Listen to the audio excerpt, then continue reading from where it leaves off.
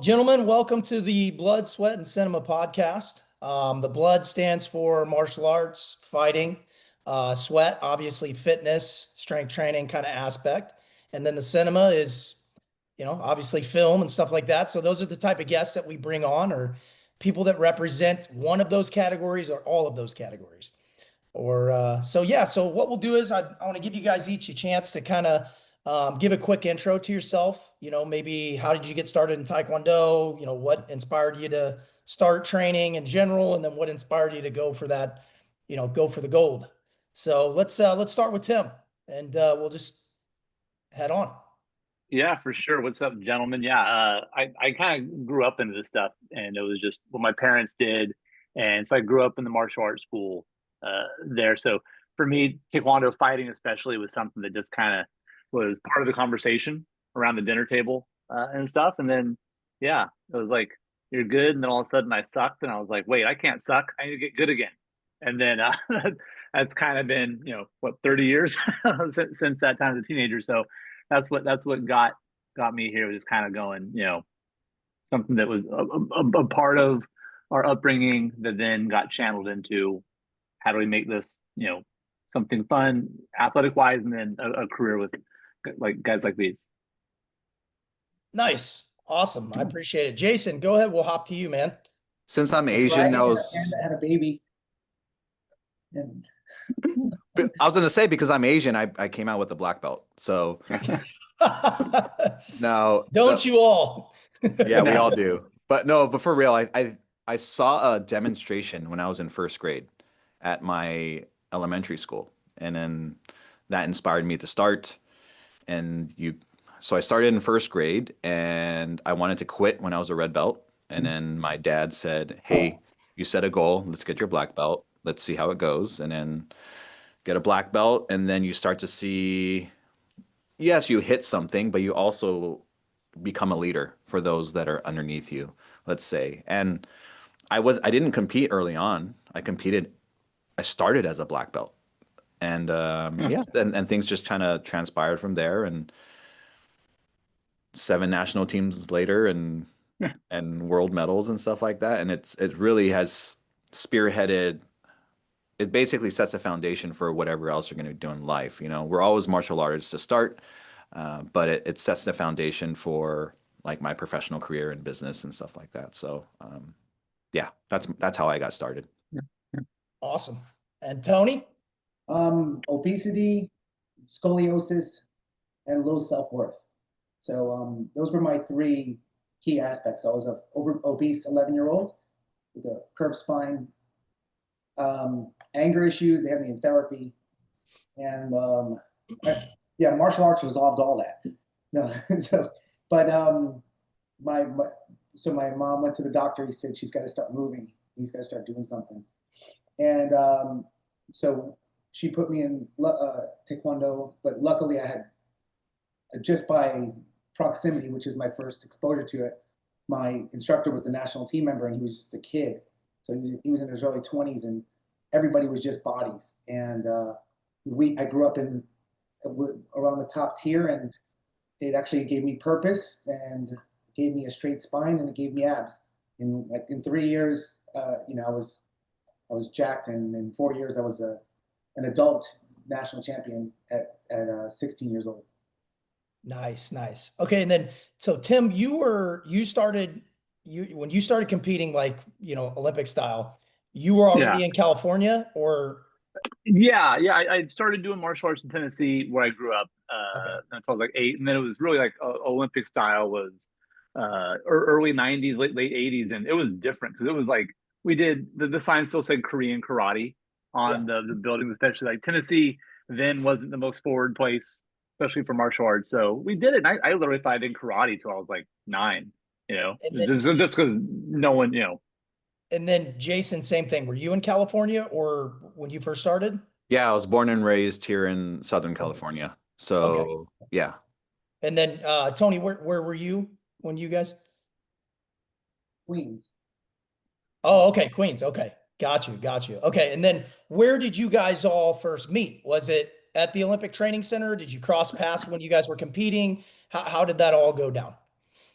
Yeah, I mean, I think I knew Jason from SoCal competitions in California, and he like remember seeing like a teenager, and there's a lot of people that are like oh they're talented, they're good, and then all of a sudden it was like he went from like I saw him fight at nationals in '97 in Oakland.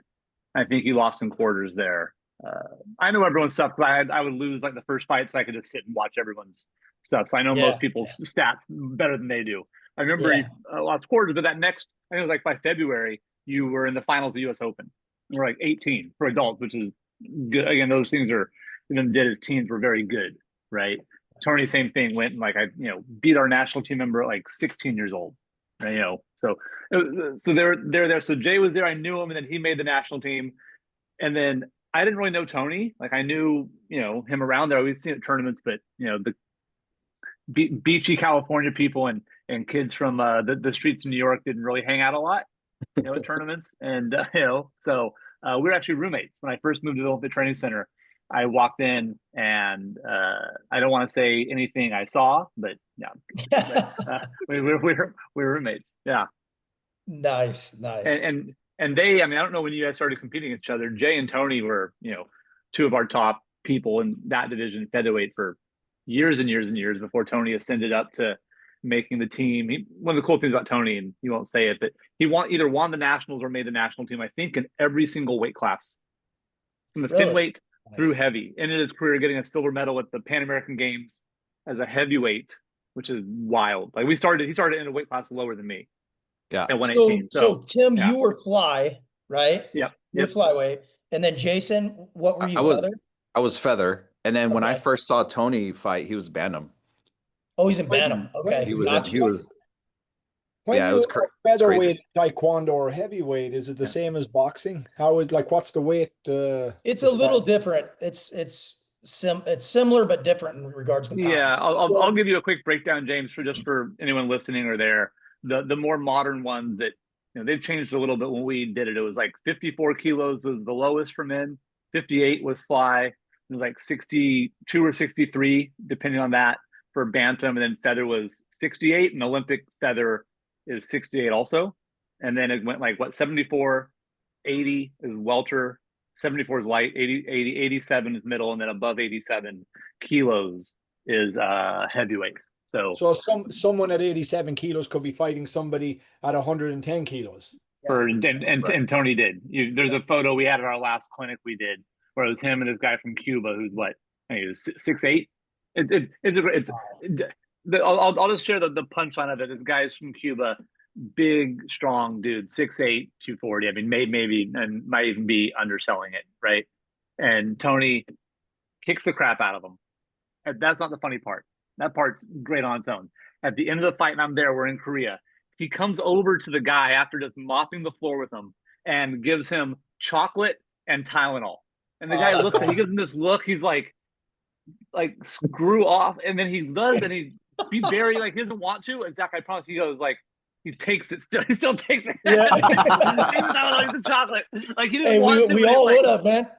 Yeah. 100%. It was so great, and I was like, just the look of him, like, get out of here, come back. I want some chocolate and So Tylenol. when you guys competed, what were the rules? How was it done? Was it done on a like semi-contact points continuous? Like how was it done? Great. One of you guys want to explain that? Yeah, back then Yeah. it was full contact, and Yep. he was fighting. So But it full was- contact meaning your prerogative was to knock that guy out like kickboxing. 100%. Top outcome is knock him out. Yeah, the only thing difference, James, you can't punch to the face. And how were the rounds? Were they 2-minute rounds, 3-minute rounds? If you didn't knock him out, was it an accumulation of points? Yeah, so Yep. it changed through the years. It started when we back in the day, it was 3-minute rounds. Then eventually went to 3 2-minute rounds to push the action. And now the sport's completely different. Yeah. Something's good, something's really bad. And but it's just an evolution of sport, just like boxing has evolved in the Olympics. I was going to say that's probably the best way to think of it for anyone listening. If you look at Olympic boxing rules, not thinking pro, but Olympic style boxing rules, very similar to Olympic track Taekwondo rules from the area we fought, right? The era we fought, meaning there are knockouts. Absolutely. Olympic boxing probably doesn't have a ton of knockouts, right? Just because it's a game and it's a thing, and you have 5 fights in a day or however I know now they do it over a week. Ours were 6 fights in a day. In a day. Now, Yeah. one question is, where did the rule come from where you can kick him in the body, you can kick him in the face, you can kick him in the head, but you can't punch him in the head? And it kind of like Kyoko Shinkai. You can kick him in the legs, you can kick him in the body, you can kick him in, but you can't punch him, which kind of contradicts a real life situation, which is hands up, chin down, elbows in. When you're not getting punched in the face, you tend to see a lot of these guys when they're kicking, they're like this, and their chin is up. Like, where did that rule come from? Because for me personally and professionally, it kind of contradicts combat. Sure. So you guys can add on from the referee side. My dad, we kind of went through this. He became an international referee, and their justification I actually thought was really good, because that was always a thing of, well, why don't you do this? Why don't we do that? That the same kind of in boxing, you can't do turning back fist. You can't do other things that maybe are effective, but they kind of muddy the expression of really good hand boxing technique of it being the best of pure hands. They're awesome, right? There you get, like, are they good at this other stuff? Maybe not. So from a kicking standpoint, it wasn't that it wasn't effective. It was too effective. Meaning when you see people punching like that from a pure kicking standpoint, we kind of cringe. Like, you're like, oh, he's a good kicker. And you see him and you're like, yeah, now, is that something maybe for self-defense, whatever? You make all of the arguments, but as far as it being who is the best essentially at kicking, then these rules, I think, do that. And you guys, I'm sure, have your own insights or things on there, but that was how I got it explained, and that always kind of made sense. As far as, like, again, think about even things in football, like, why can't they do pass defense past 5 yards? It's not, it makes the receiving ugly and the game stinks. So let's just get this correct for the viewer. So would I be correct in saying what you're saying is Taekwondo, and guys, Jason and Anthony, please feel free to jump in. Would it be that Taekwondo is primarily a kicking art? So they wanted to showcase what you can do with kicks, and that's why, or was it a safety policy where somebody who could punch to the, like, why no punches to the face? Was it you just wanted to show kicks? See the knockouts in Taekwondo, they're brutal. Like especially the ones from anything prior to electronics, they were just like lights out knockouts, and it's exactly that. They were trying to exploit the art of kicking. And obviously, in a self-defense situation, I have 2 martial arts schools, and we teach the principles of striking to the hands, getting to the face, being able to use our hands and feet, being able to do fundamentals of grappling. But that's because I have a different goal. If my goal is to exploit the sport solely of the art of kicking, just like boxing is the sweet science of punching, I think that's achieved that. Yeah, at the end of the day, it's primarily a kicking sport. At least for the sport concept. Like, if you're going more traditional, there are more hands, but even for training for us, if we were to break down training, you're like 95% kicking. Oh yeah. 5% upper body.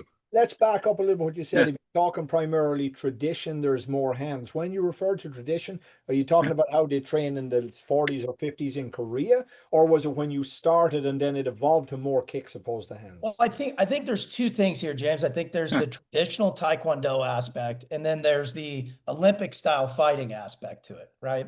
Because the Olympic style fighting has its own set of rules and parameters that somebody has to work through. Whereas, say for my school, it was very traditional, but at the same time, like, we did all the hand techniques as well. But at the same time, when it came to actually like training for something coming up, say US Open or states and nationals or whatever it was, we went straight into almost like a fight camp, and we do less forms. We do less, drills on things that we didn't deem as purposeful for where our goal was at that time. James, I'll give you an idea too. So when I retired, first thing I did was I did like this huge Krav Maga certification, right? And they put me in like this gauntlet of like a bunch of people, multiple attackers coming at me. And when you're an Olympic level kicker with Olympic level footwork, no matter who's in the room, if you're just a high level school level grappler, striker, Krav Maga specialist, first thing someone coming at me, I back kicked them and moved. Nobody could. They were literally telling me I have to stand still because nobody could grab me. Because ultimately, when you're a high level Olympic level athlete in any level, imagine you have an Olympic level boxer and they're just they're going around. Ultimately, what we worked on was our foundation. I was smart enough to not to to stay in my realm. I'm like, you cannot get Right. I will not let you get in that close. And I had some fundamentals where if somebody get close, Sure. I can arm drag him, push him aside, and create space. You know, I knew how to shell up. I knew all those things. Yeah. And if you know those fundamentals, if you have a specialty in anything, and that's at this high level, I mean, it's going to Yeah. be. No, what I was reading Yeah, and was based on Jason's comment was when he said there was more handwork traditionally.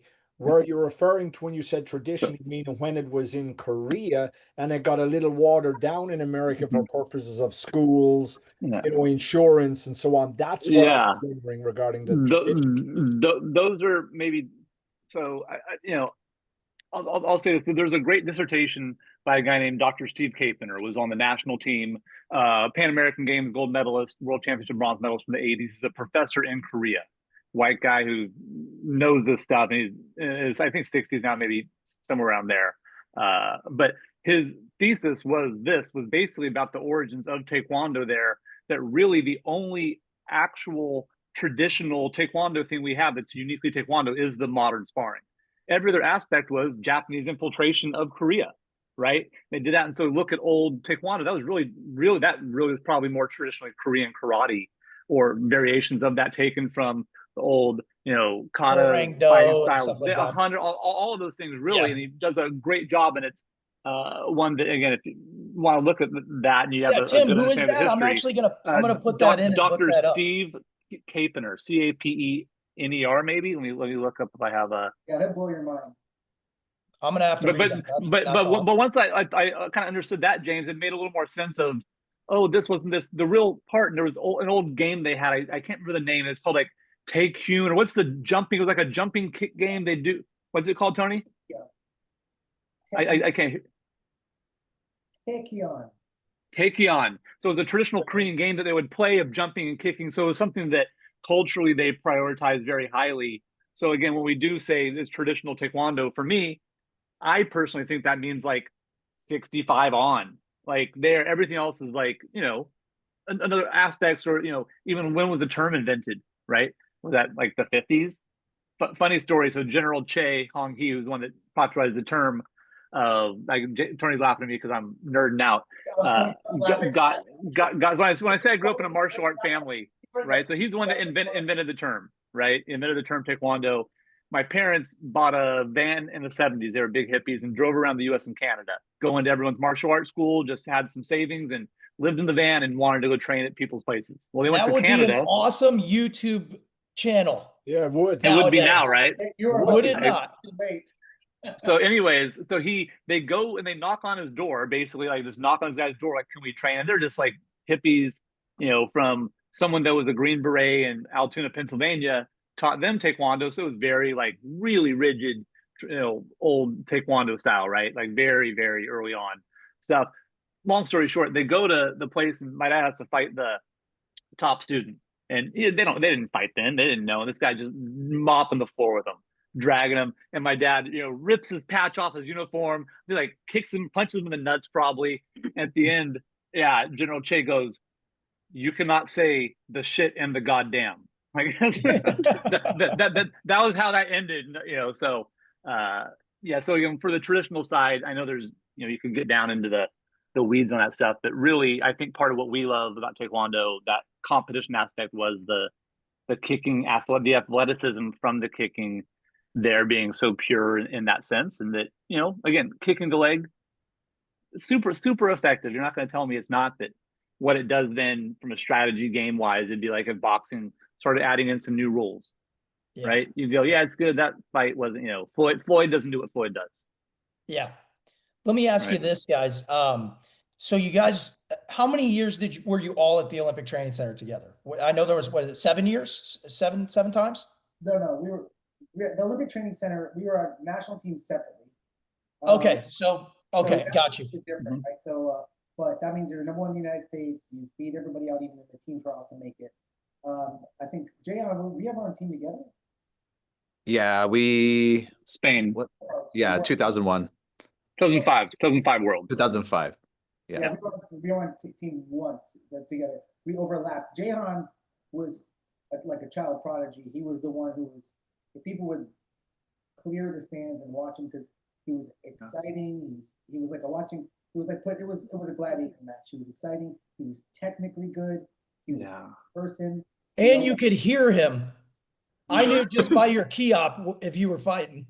That was a squeal. It was a squeal. Yeah, it was loud, dude. It was good. Yeah. You can hear the way he hit you, right? Because he was. So my big thing with Jahan was like he was. So we had fought like at the beginning in transition, and what's faster, action or reaction? You're all fighters. Yeah. Which one's action? Faster? Action, right? Oh yeah, action's fast for sure. His reaction was so fast that if you had a glitch of a movement, he would hit you and be out of there on motion. His ability, that Pato Chagi, that was great. When you're trying to even come in. So even me, I would have to make educated guesses when I would fight him. I couldn't like go try to trap him because I would get hit. So I would have to say, okay, I'm going to gamble. Hopefully it's this side.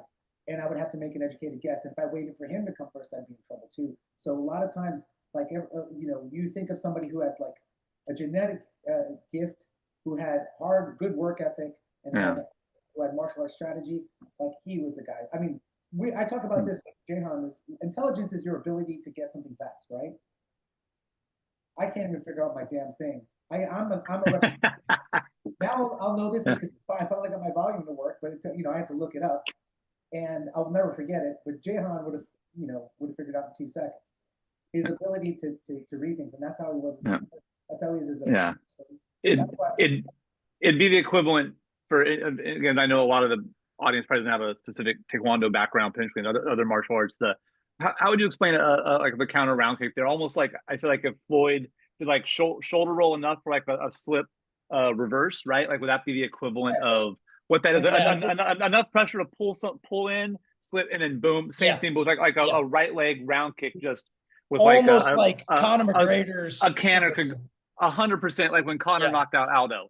That type of piece, but with a kick. That would be just the quick switch as the front legs coming in. He had that, but then he had like the Pacquiao flurry where you could go and through 35 kicks on you in a row too, and you're like, well, this sucks. If I attack him, I get hit, and if I stand here, he's gonna hit me a bunch. Like I don't want to fight this guy.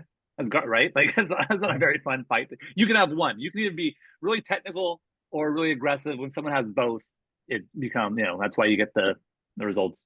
Well, you guys were iconic in building certain mannerisms and certain things that were moving up towards the people that were coming up towards you guys. So for instance, I mean, I remember having a tape, I believe it was Jason and Juan Moreno teaching drills. I had that tape, gold medal training systems. Right. Yeah. I had that, I had all that kind of stuff. I had, I don't know how we got this. It was from one of the guys that used to travel with you guys and take a lot of video, but I had video of Steven and Tony fighting. I had like a ton of that. I had video of Tim fighting. I had video of Peter Lopez, studying that kind of stuff. But you guys kind of created a lot of those mannerisms that you started seeing, the people with the younger version were picking it up. So like the doubles and stuff, I remember, I don't even know. I think, Jason, you might have been the first person I saw throwing like triples, doubles, and just going. I think maybe Juan Moreno a little bit too, maybe brought that in early on. Let's kind of touch base on that, like how that kind of evolved, I think going back to it's essentially basics and repetition if you think about it. When you're looking at any training strategy or even any training routine, would you rather do 15 different things or would you rather do 5 but really, really well? And that's something that I've always admired of Tim and Tony, and I think I did the same, where number one, you have to kind of know your strengths. And for me, if they were talking about me, I was a counter fighter. So because I was better on the counter, I needed to be really good about eliciting a reaction from someone. So whether it's your motions, your checks, your head fakes, your slow to fast movements. So how that worked for me was, if like Tony said, he would just have to take a chance. But behind everyone's psyche is like, should I go or not? and then when you have that in your psyche, should I go or not, you're never going at 100% speed. Right. So that's why, at least on my counter, I could get there before they got there because I could read the motion, but because you just went. because I It was reactive. I had to trust my ability that I could get them nervous. You can see it in their eyes. You can see it if they freeze. So I have to trust that if they come, it's not going to be at their max. But that's my ability to read minds or trust my movement. So like if we're gonna dissect like my counter roundhouse, my counter round, the padachagi, I had in place, one step back, half step back, check, boom, boom, boom. Like I had 15 variations of it, but I practiced each variation hundreds and hundreds of times. So when I could read, depending if Tony's a little bit shorter than me versus Steven Lopez, which is taller than me, I have to be able to adapt to length. So when I say this, it's just being really good at the basics, but applying them to every situation possible. So let's look at you look at a single kick, or if you did a double or triple or a flurry. Yes, you would do drills in place, but it's the same idea. If am I going to do a fast double? Am I going to do a counter back double? You did every variation in underneath the sun. So when it came down to actual competition, it just came out. So that would be like everyone's has different strengths. Like Tim, Tim brings up that he was watching me when I was good because Tim wasn't that good to start. Yeah. In those gold medal training systems videos, you might see Tim as one of the little kids in the background. I'm like, but I'm older than Jason. But I'm old. That's where I was. They're like, can you come up? And I was like, cool. And they're like, you'll be person 7, line 4 over there, right? Yeah. But yeah, so once Tim made national team, I got to know him quite well, and we trained together with Scott Fuji, and this guy is super methodical. He thinks of everything because his athletic attributes weren't at the top. He really had to use this guy. So being able to slow down certain things and to dissect situations, that was a key. And then working with number one, fighting Tony, like freaking one of the strongest guys you'll ever meet. So he had his attributes, but when he had to go through different weights, he had to learn how to use those attributes to conquer whoever it was in front of him. So to see him be able to adapt to all these different types of fighters, it was freaking amazing. And it really came down to just his dedication to the game, the dedication to himself. You'll never meet harder workers than these two guys. So it was always a privilege to be friends with them and to work out with them and I competed against Tony because I knew when me and him had to face each other, it was going to be a battle. So yeah. But here's the thing. So to the attributes of this is like, and how it applies to our lives today is that first of all, Tim is a strategist. Tim is a game plan guy. He'll find a way to say like, okay, I'm A to B. What is the strategy I need to beat you? And he was always good about that. And Jahan had this level of intelligence and application when it came technically, or it came to just understanding things and being able to see them from taking a step back. And both of those guys, when Tim put us in an inner circle together, Tim exactly did that. He came up with the strategy and he took people with superpowers and he put them together. And now 3 of us together, not only do we had our work ethic, which all top level, top of the United States, which is but we all had admiration for each other. We understood and we knew our roles. Like I would go off on a tangent and Tim would step in and just take over and then pass it to Jahan. And now we learned, like literally we have mastermind meetings every week and we respect each other and we level each other's game up because we're able to just see these things from this standpoint, from the trifecta of organization, work ethic or mindset, and technically. So when we do that in our faith, our family, our fitness, our finance, and it makes us that much better because it's not that we're in a group. We can get that shit from GPT. We're in a group of people who have mutual respect. And when I say to Jahan, just do that, he does it. And and he goes, yeah, I'm gonna try to figure. I go, stop working in your business. I'm sorry, stop working in your business and work On your business. Yeah, Yeah. that's a Yeah. good motto, actually, man. that's a very good line. I know a lot Yeah. of people working in their business, they're not working on their business. But Yeah. ChatGPT can say that, but when he hears it from somebody who's led with, right, who he's sweat with, who he's cried with, or the same thing with Tim. I said, Tim, go out in the street and what? And if I got to start pulling people off the street and start squatting when I open my first gym, Oh, it'll do that's it, awesome. right? Yeah. And here's the thing: is I say it with such conviction, and they say the same to me. And they hold us accountable. And what happens is we all have our roles, and we all have mutual respect with somebody. And all of us say things with matter of fact. We don't second guess it. We're like, yeah, just do that. Yeah. Do that. Yeah. Stop guessing yourself. Have faith, and then Yeah. go. And we have that inner circle of men who really believe in each other. And if I could pay some chump to do it, right? Like that I don't respect, but if I know somebody here, these guys have instant credibility because I seen what they do, and they do it at the highest level. You give a task to Tim, and he'll hand it back to you 10 times better than you gave it to you. Jahan is like I always use Jahan's analogy as like, have you ever seen like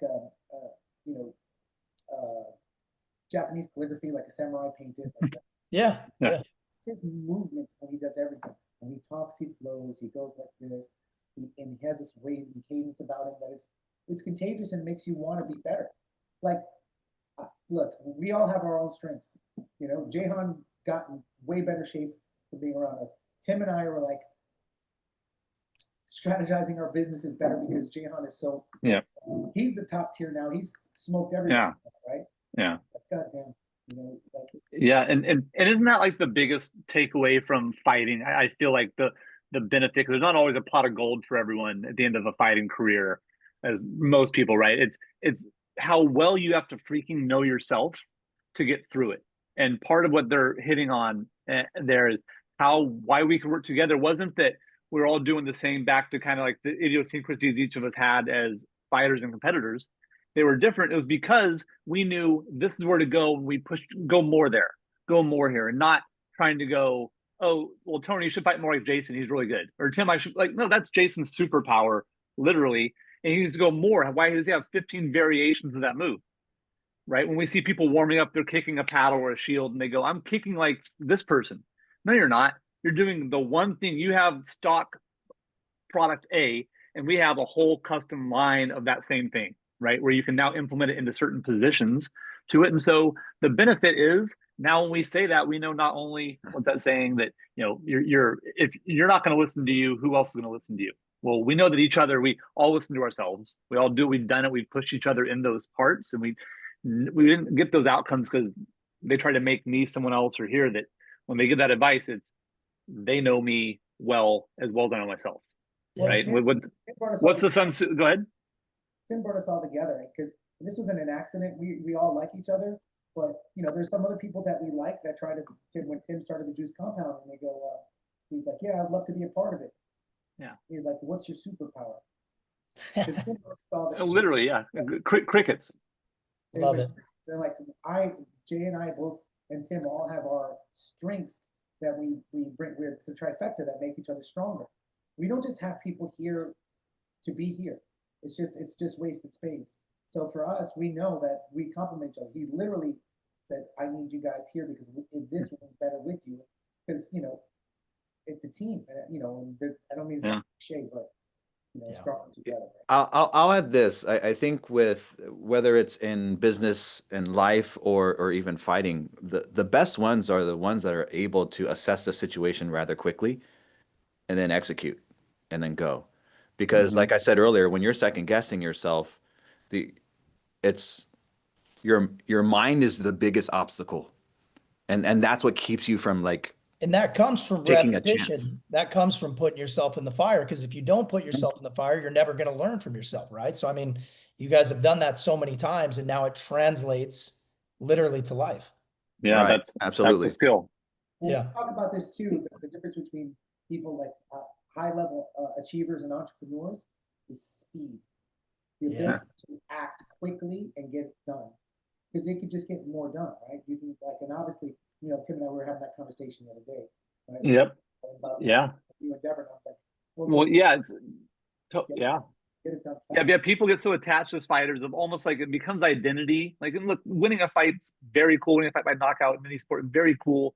But then you become attached to the thing you did, and now you start forcing the outcome for the input. You know what I mean by that? Meaning, I have a good Yes. back hook kick or a cross. Now I'm like trusty cross versus what Jay's saying. He's setting it up and feeling the fight happen, and you're adjusting based on what that specific situation needs. And so back to business, it's not that you're like, my business is this. We do 6 week challenges or we're the ankle people or whatever. That's what it is here. It's going to change. And if you can't change quickly, you're going to be outdated. Right. And Yeah. now we didn't have it back then. We're talking about those videos Mark Williams guy had that he would go around, you get a VHS of some old fights that he would go do. That was the Tony. That's how we all got him. Right. We have those videos from Mark you had. I think that's how I got some of mine too. No, I know 100% that's how you got them. Yeah. I know 100%. So the lag was long, right? Now the lag is even faster, meaning your fight's on YouTube. So Yeah, if you don't like know that. everything wrong about yourself, and part of why when I lost so much, I had to know myself so well of like, this is exactly what's going to be exploited. That was how I'd start a plan for a fight. What's every single thing they can do to exploit? What are the adjustments? How do they think that? So you know them better than they know themselves, and you know yourself. And what does Sun Tzu say? Now that you Right? mention change in your statement there, with the evolution of MMA, jiu-jitsu, Yeah. Muay Thai, boxing in general, you know, just UFC, has it affected Taekwondo in the numbers? Like in the 80s, 70s, 80s, 60s, 70s, 80s, you had Taekwondo was massive. Ed Parker's American Kempo was massive. I mean, he had the biggest tournament for 20 years ever in the world, Yeah. Long Beach International, of which you had competitors from Taekwondo, and it goes on. Yep. And over time, I've seen, you know, you have Jiu-Jitsu, Muay Thai, and they've gotten bigger and bigger and bigger. How is Taekwondo today opposed to when you guys were training and competing in the Olympics back in the day? Has it maintained its thing? Has it gone down? Is the standard the same, different, better? How is it? Tony, you want to speak on that? You have the school. I went to school. So as far as the as far as the school aspects and how Taekwondo schools are doing, I think they understand that their role in the traditional aspects is when a parent comes, you know, I've had jujitsu black belts come and bring the kids to me because what we do more so is less about, is about character now. And the best things I got, and I think is from fighting was who I became. And the truth of the matter is everybody wants to be a fighter. Till they get hit in the face. Well, the famous Mike Tyson, everyone's got a plan to get punched in the mouth. So everybody wants to be a fighter, but nobody wants to get punched in the face. Yep. So the funny thing is, especially when you have a 7-year-old, now at an entry level, one of the hardest things you could do is have a kid, you know, get murked by a 7-year-old girl on the first day of wrestling, and you're asking them to have grit. And what happens is you're just creating trauma because you didn't do a low entry. So I think there is a huge place for places like that have traditional martial arts, because at the end of the day, if you go into a boxing gym and you take a 16-year-old kid that's been there all their life and you talk to him, they're probably not a person that you like talking to more often than not. They're aspiring to have a tattoo on their neck. They're not like this. But if you go into a martial arts school, we immediately create a culture. Now, that's that, and I know this because I have jiu-jitsu kids come in and like, "What's up, bro?" I'm like, "Excuse me, sir." Yeah. I'll check them, right? Like, yeah, don't talk like that. That's not, you know, if you want to have, and that's not going to prepare them for life. So I say that as like on entry level, I think that's a great thing. As far as sport, I think a lot of schools have actually veered away from like high level sport competitiveness because like when we were in junior nationals, you know, Herb Perez is the '92 Olympic gold medalist, and that Taekwondo was the baddest thing you could do at the time. Like it was Olympic level. We were in the Olympics. We were doing knockouts. We were full contact, and then we saw that you would bring 40 kids to nationals. They would come home, and you'd have 20. Right? Because you go to nationals, and you know the ones that won got an ego and they left, and the ones that lost said this sucks and I quit. what happened was they weren't ready. I remember I fought my first week of being in the school, and the only reason I stayed is because I had low self-esteem. If I had a 1 ounce of confidence, I would have left that place. But I had no place else to go, right? And the truth of the matter is, I want to raise my kid to be a contributing member to society and a good person. And if somebody treats him like shit, you have to leave. Yes. So the truth of the matter is, I will teach grit to my kids progressively, and I will teach them hardship progressively. I'm not going to do this and like I'm not going to throw them in the water and see if they can swim. I'm going to teach them everything about swimming, and then when they're struggling, I'm going to say you can go a little more. And that's the challenge, and I think that's the strength of like traditional schools these days. And I'm not just talking about taekwondo, karate, kempo. Is the strength is there is the culture, and that's what when people come to my school, they come for the culture because no mom brings their kid like 7-year-old and goes, you know, he wants to be the next Jose Aldo. Yeah. So they go, no. They go, hey, my kid's a pain in the ass. Yeah. Focus, discipline, respect. And I said, yeah, I could feed it into him by having you know, Sure. armbar him on his first day and then humble him. But then he's just going to have these, you know, what we need to do is talk to him. We need to recondition his mindset. We need to, you know, do the things that I'm not going to say we're going to reprogram the way he thinks because the kid's going to come and say, can't, we take away the can't. Well, yeah, there's a lot of psychology. I mean, there's a lot of psychology in that old school culture. And, you know, I can't agree with you more. That is like the most amazing words I've heard in a very long time because you either see it's on one side of the pendulum, right? You either see it's a school that literally is just collecting money, right? Or you have a school that is literally set in its traditional ways, its culture, bringing that person up to be a good member of society and try to make them a better person. And that's how I was initially raised in my school. I was put in that because my dad said I just couldn't sit still. So get in there, you know? And I mean, I attribute everything to martial arts in regards to that. Everything. Yeah, exactly. I think you're hitting the nail on the head with that one of the things Tony taught me through this and from an intentional way, certain parts of life, we have coaches, and when you're young, you're in it, you don't know what's happening. You're just in survival. Like I had a really great wrestling coach, really great. And you have these aspects that are similar here. But the thing he taught me was that mindset is first.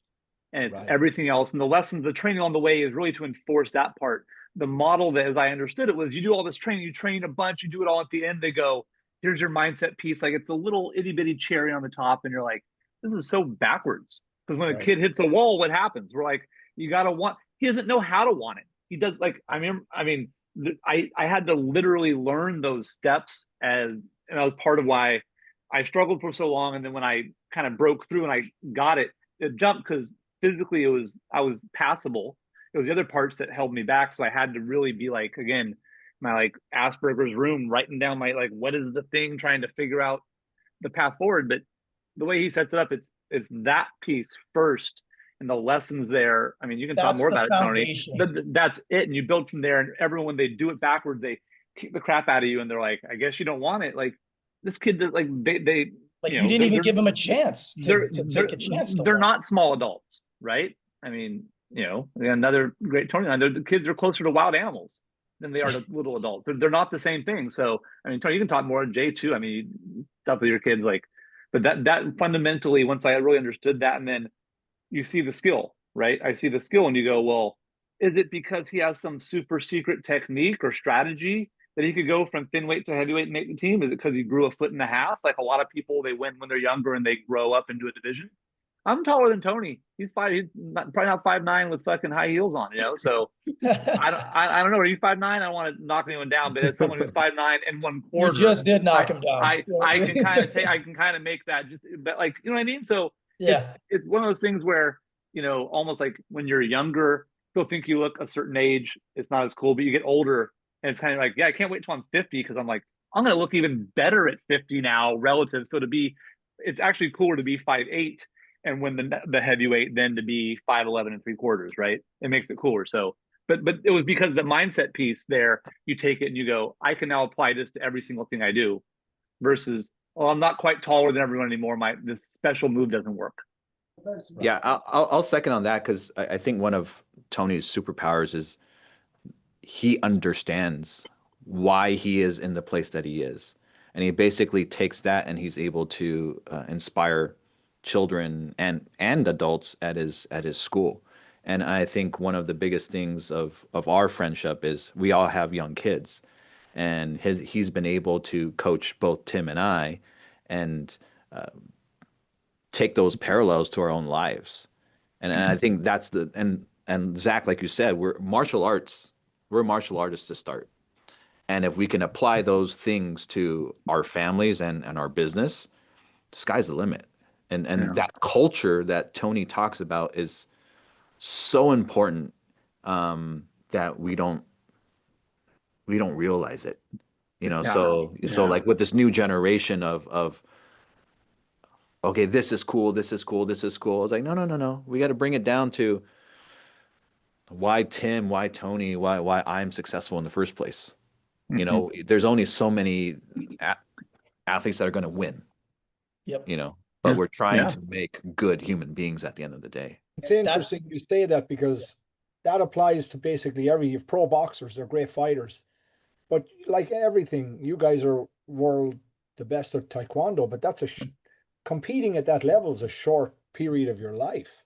But you got to be able to take those tools learned and then attribute them to other areas of your life. So that's an important, very interesting point, Jason. Yeah. And I was thinking after they were touching base on this, James, with us being in the entertainment industry, I think because our background is in martial arts and the foundation that you and I have, we talk about it a lot of times where we see people being treated like shit, and we don't put up with that. We see the things that happen within that industry, and you and I don't partake in it. And people look at us like, how are you not, why aren't you gonna, assimilate to this? Well, because that's not you and I. And we have that. I think martial arts gave us that confidence to say, no, I'm not selling myself for shit. Like, this is who I am, and I'm going to stay this way. I agree 100%. But you brought up, Tony, you brought up a good point earlier, which, you see today in MMA, not to knock it, everything's got its good points, its average points, its bad points, and of course a lot of that's just instruction. Totally. And, like some of the things we talked about reversing it, opposed to beating the crap out of the kid at day one and saying, well, because you can arm, but blah blah. You talk to him first. You build up his confidence. You just talk to him, from a psychological point of view, see what's going on and build him slowly. The thing is with a lot of martial arts instructors is we give them too much credit. They're just not that intelligent. Yeah. Sorry, it's easy. Anybody can show somebody to do that. That's not a big deal. I found in the martial arts world, a lot of people can show you a lot of stuff. Not a lot of people can teach you. Yeah. A lot of stuff. There's a big difference. And with MMA today, they walk in, like you said, hey, high five, how are you? If even when I was back in Ireland in May at my instructor's international Kempo camp, you walk on the mats, you bow. Yes, you ask to use the restroom, you back off the mats, you bow, you turn, and you go. And then when you come back in, you wait to be acknowledged, you bow and you enter.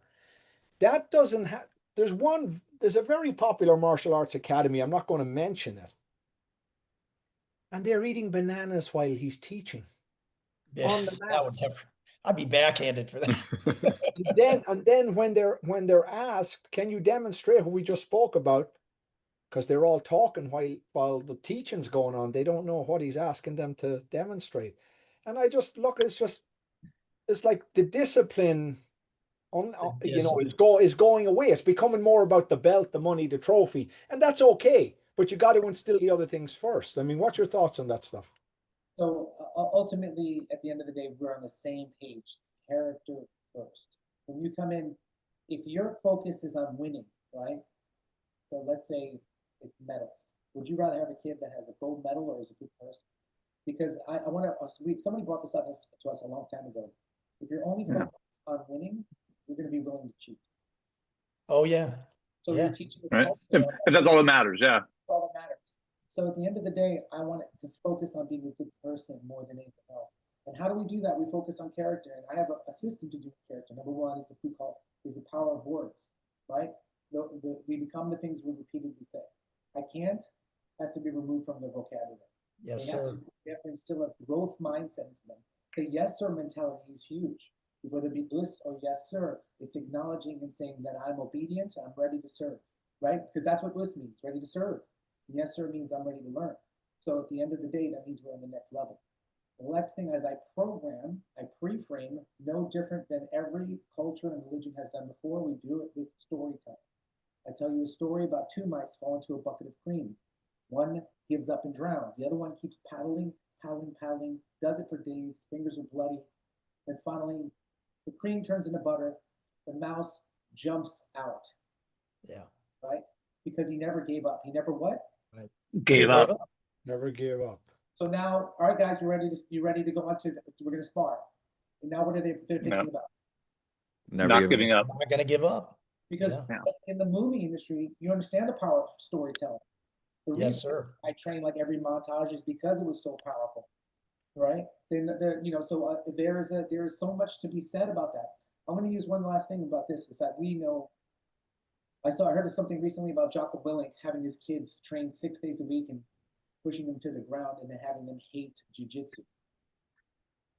Since Tim was a kid, since my kids were children, I said, all I'm trying to create is a positive association to martial arts. Yeah. The first step when my kids, when they finally did 5K, I have an 8-year-old son and a 12-year-old daughter. And between them, they've run close to 100 5Ks. When they got to their first 5K, when we started running, we started with 400 meters, right? And then after the 400 meters, I would say, this is the best part of my day. I love training with you. And then when we keep running, and then we'd go a little bit more distance, and I would go, you know what? I'm so grateful for you. I'm going to tell you a story about my dad. This is no different than Starbucks or Coca-Cola. I'm creating a positive association with this. Yeah. So now when they run, they feel love. That's my intent. When they go in there, not again, and then they cringe. Yeah. Now, all they're looking for, when they're looking for warmth, they're looking for security, they're going to go on a long right? They're going to go to the martial arts school. They're not going to run away from it. And what we did is I tried to diversify them at a very young age, gymnastics, martial arts. They kept busy, but I didn't want to burn them out from my school. Because we've all seen it. I went through it. There was a period of time where I told my dad, I'm not going, and then he's like, oh, you're going. So, There's a line there too. My kids wanted to not go too, but at the same rate, I didn't make it hell on earth for them. It wasn't like I'm not sending them to their death. I'm sending them to, look, this is just because you are choosing lazy, right? Yes. Our brains will always pick that. We have Netflix and chill or cut the lawn. We're like, what are we going to do? Earn it. Yeah. Yep. No, Tony, do you have a background in sports psych? I don't, but I've spent over $200,000 in personal development. No, I love it because a lot of the stuff you're saying, the imagery and things like that is stuff that I learned in, sports psych. I mean, I'm finishing up my doctorate in sports psychology right now. My first book I read when I went to the training was around positive self-talk. I think it was called The Mental Edge. And all the stuff that I was doing, I was like, I totally dove into it. And I started working with kids. I was like, I always loved the mind because for me, it was just everything. I always knew positive self-talk had an effect on who I was. I would beat people. I beat David Kong, right? And I'm not supposed to beat David Kong, but the whole time when I'm saying it is like, I was talking, I was like, so don't sleep on me. He doesn't know me. Don't sleep on. I would repeat that to myself ad nauseum until I willed it to happen. And I believe those kind of things. And I believe that we become those things that we repeatedly do, see, we act out. And I'm very conscious of, removing the junk and then adding in the stuff that's going to actually aid. Well, and you're on the same wavelength as the world, right? Whatever you put out into the world, that's what you're going to get back. If you put out bullshit, you're going to get bullshit back. I mean, that's literally what it is. Yeah, let's get woo-woo over here. Like this, there's a vibration and you got to jump on it. Exactly, man. I live by that, especially in the industry that I'm trying to succeed in, man. It's like there's so much. I try not to like attach myself too much to it. Like say I do a big audition. If I attach myself too much to it, I'll make my next 30 days a living hell, wondering whether or not I just landed something that could be life changing or whatever it is. So I almost have to go, you know what? I'm already there. I've already made it. I detach myself in that way, right? And then it always seems to come back. It's the one where I don't really give a crap that I almost always land when I just don't even care. Am I right, James? That's probably the same way. Like, you know, Yeah, project. yeah, I agree with you. I feel it's better to be just totally detached from a period. It's a very toxic, poisonous atmosphere for the most part. It's dog eat dog, and a lot of people would say, well, that's the world. Well, yes, but It's the world if you accept it. this is a different dog eat dog. It's like I'm going to eat you at any whatever, I'm just going to do what I need to do to crush you if I think I'm going to get this little roll over here. So I just think total detachment is the best thing. In your mind, you can go do it and work it, but I just find it difficult to remain attached Yeah. to. I just think it's a very toxic environment. Yeah. They're like But just at the same time, But too, utilizing but the it's very principles of whatever everybody else has been talking about also is at a similar parallel. Even though that you're yeah. detaching yourself, I mean, it's the same way in sport too. Well, and there's a difference between detaching yourself and not doing the work, or detaching yourself and doing the work, right? It's like a very Taoist approach of like, you can't want the outcome. You have to Yes. now have a process oriented. You yes, do everything, yes, and yes. in those efforts, you're doing everything because that's what you want. But when you're fighting, you can't think, I'm gonna win. I'm gonna win. You're thinking back to the parts of like, when he moves, I'm like, Put this in is the what I'm work. training for. I'm gonna go. I'm gonna do, and it's there. And by focusing on that, not I found that's the best way to win, is total focus on yourself, and not in a like, watch what I'm going to do out there, but total focus on yourself of like, this is what I'm going to do. It's who I Yeah. am. I love doing this, and this is the best expression of me as a fighter or whatever, or as a teacher there, right? If it's just teaching the classes, like we talked about money, martial arts schools and stuff, if that is the old focus, those schools, yes, they make money in the short time. And then what happens to them a few years later? Like, your Yeah. rep's gonna be your rep. You only get one. You only get one chance of people knowing your character. And that's hard Yes. to change. Yes. Go ahead, Tony. You had something to add? The Jesse Itzler thing. I remember he had the strips. So Jesse Itzler had this marketing with these caffeine strips, and the marketing was so good it had really high sales in the beginning, right? But then all of a sudden it dropped off, and it just tanked, and he lost a ton of money because the product sucked. Yeah. That's what happens. You build it on sand, it's going to fall at some point. People You are build it gonna on figure it out. foundation, Yeah. build it on stone, and you're good. But I, I've found there's a couple of martial arts franchises around that are complete bullshit for me, Yeah. but they've Sure. lasted an awfully long Yeah. time. Yeah. There are definitely ones. Yeah. I call them a belt factory. Yes. I've They're heard that just giving out just belts. And it's like every month there's a test. And it's like, how can somebody be ready every month? I believe you test somebody when the individual's ready. You don't put a time on it. I mean, within reason. I mean, how can if you take somebody from white belt to yellow belt, say, okay, in 1 month you're going to be a yellow belt? I mean, maybe farm, not school. Yeah. I think it goes back to the original conversation of you guys, like whether in the entertainment industry, it's you control the controllables. The only thing that you can control is yourself. Yes, So sir. let's say there's this, you control the controllables, which is yourself, and you reframe other things and you make sense of it. If this school is giving X, it still has nothing to do with us. Like Right. the people that are going to suffer are if they are suffering, are the ones that go to that school. They may get some positivity from it. Yeah, the suffering is It's not subjective everything, too. right? So like for us and our standards, maybe it's not good enough. But if we spend all our time and our effort complaining about that, same thing with freaking politics, whether you're red or blue, and this is the only one we can control is ourselves. We're in this world of there's so much toxicity. Yeah. So what we're trying to do for ourselves is train ourselves to have those positive thoughts, to do the right thing. We know what it takes to succeed. It's just a matter of doing it or not. Then if there are people under our tutelage, whether we are their coaches or I'm their therapist or whatever, it's taking that knowledge and imparting it on them. So this is the line, this is the path that we can make definite change. These other things, hopefully, we continue to do the right things, and then more people jump onto this path, more jump, and that's all you can really do. And it's literally the same character building blocks either way, right? Yeah. Sacrifice, dedication, perseverance, everything that we initially learn in regards to the knowledge of our martial art. It really is a parallel into literally every single aspect of life, every single aspect, societal, everything. I was talking this past weekend at a conference, and my message was, what do you want? If you want to be a good fighter, and if you don't want to work hard for it, they don't go hand in hand. Yeah, you don't But want to. if you want this, then there are steps to get there. And if you're willing to do the steps, the chances of getting there are better. And you may or may not get there, but you're just going to have to go along for that journey. And then throughout that journey, you're going to learn more about yourself. And Yes, sir. that is the ultimate type of pathway. Yeah. Now, Jason, Sorry, I cut you off, Tony. No, it's okay.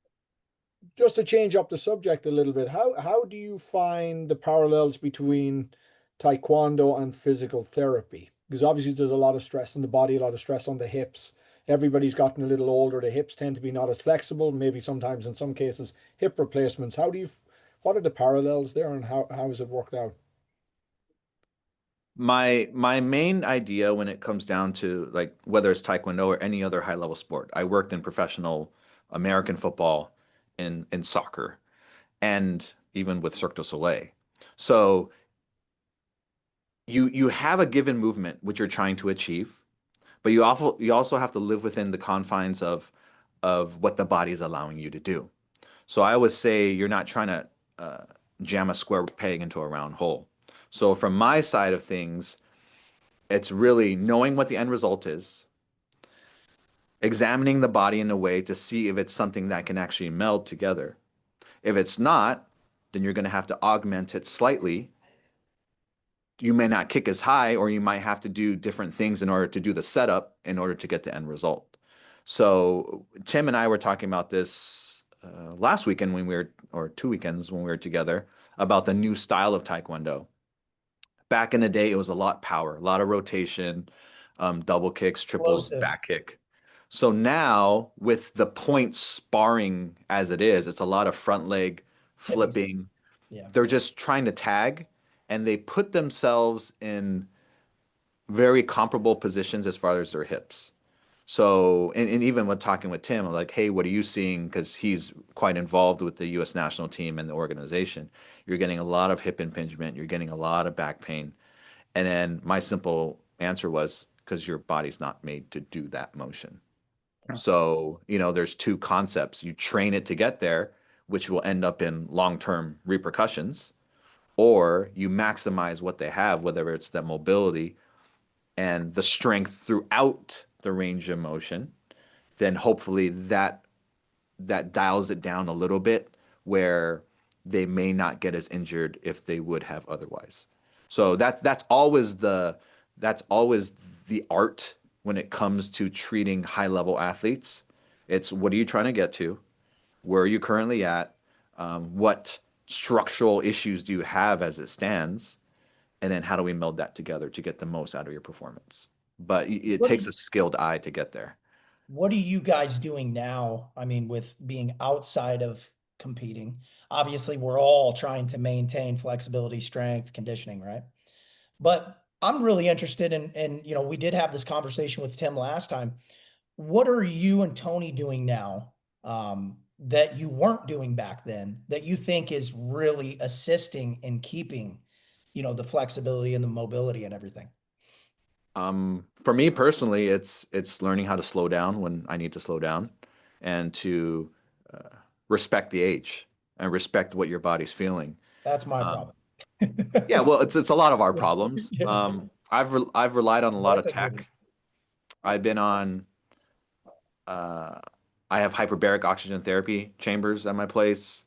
We have red light therapy. We have cold plunge. We have saunas. We have um, different regenerative therapies that I offer as a service here, and it's kind of cool. It's changing the game as far as what we can do with people's bodies, because like back when we were fighting, and just the purest of me as a movement guy, my idea is if I can get you to move better, it starts to take the pressure off of those hurting Tendons, joints. structures. Yeah, yeah. Yes.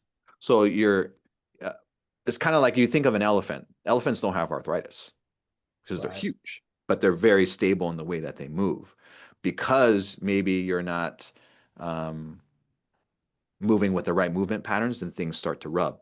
Yeah, and they're So, never sitting down, which they're yeah, constantly, we sit, we're just tearing ourselves up. So, all of us right now are just tearing ourselves up sitting, right? right. So, So we that was the old me, maybe 2 years ago and before. But now with all these regenerative therapies, the actual orthopedic conditions, whether arthritis or meniscus or labrum, we can actually get those things to start to repair themselves. So there's like this weird or exciting paradigm shift that we're hitting right now. And that's why biohacking, the longevity aging space is so in right now because that is the way moving forward. And if you were to combine it with everything that Tim's doing, um, that's how when we're 60, we're gonna move like we're in 40. see, that's where That's the goal. I think that's where, like, at least for myself, I have the issue is slowing down, like you're saying, because right now, I mean, at least 3 times a week, I'm doing 2-a-days. I'm doing Muay Thai 2 to 3 times a week, boxing, Muay Thai. I'm kicking almost every time I'm working out anyway.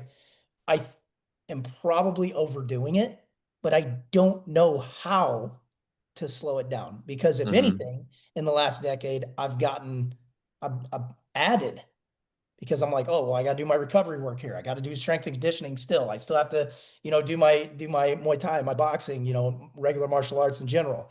So it's like, Yeah. I guess my Go ahead, Zach. Yeah, I my was gonna say Tony's anchor super good is at this one. always Yeah. the strength and conditioning in my mind is my anchor.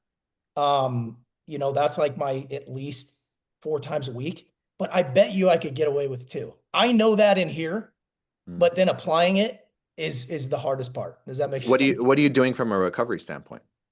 Recovery, I'm foam rolling, trigger point release, of course, trying to stay up on my nutrition, which is probably, the hardest part, obviously, for the majority of people, I would imagine. But my big thing is the only thing I really count is protein. I'll make sure I hit my protein.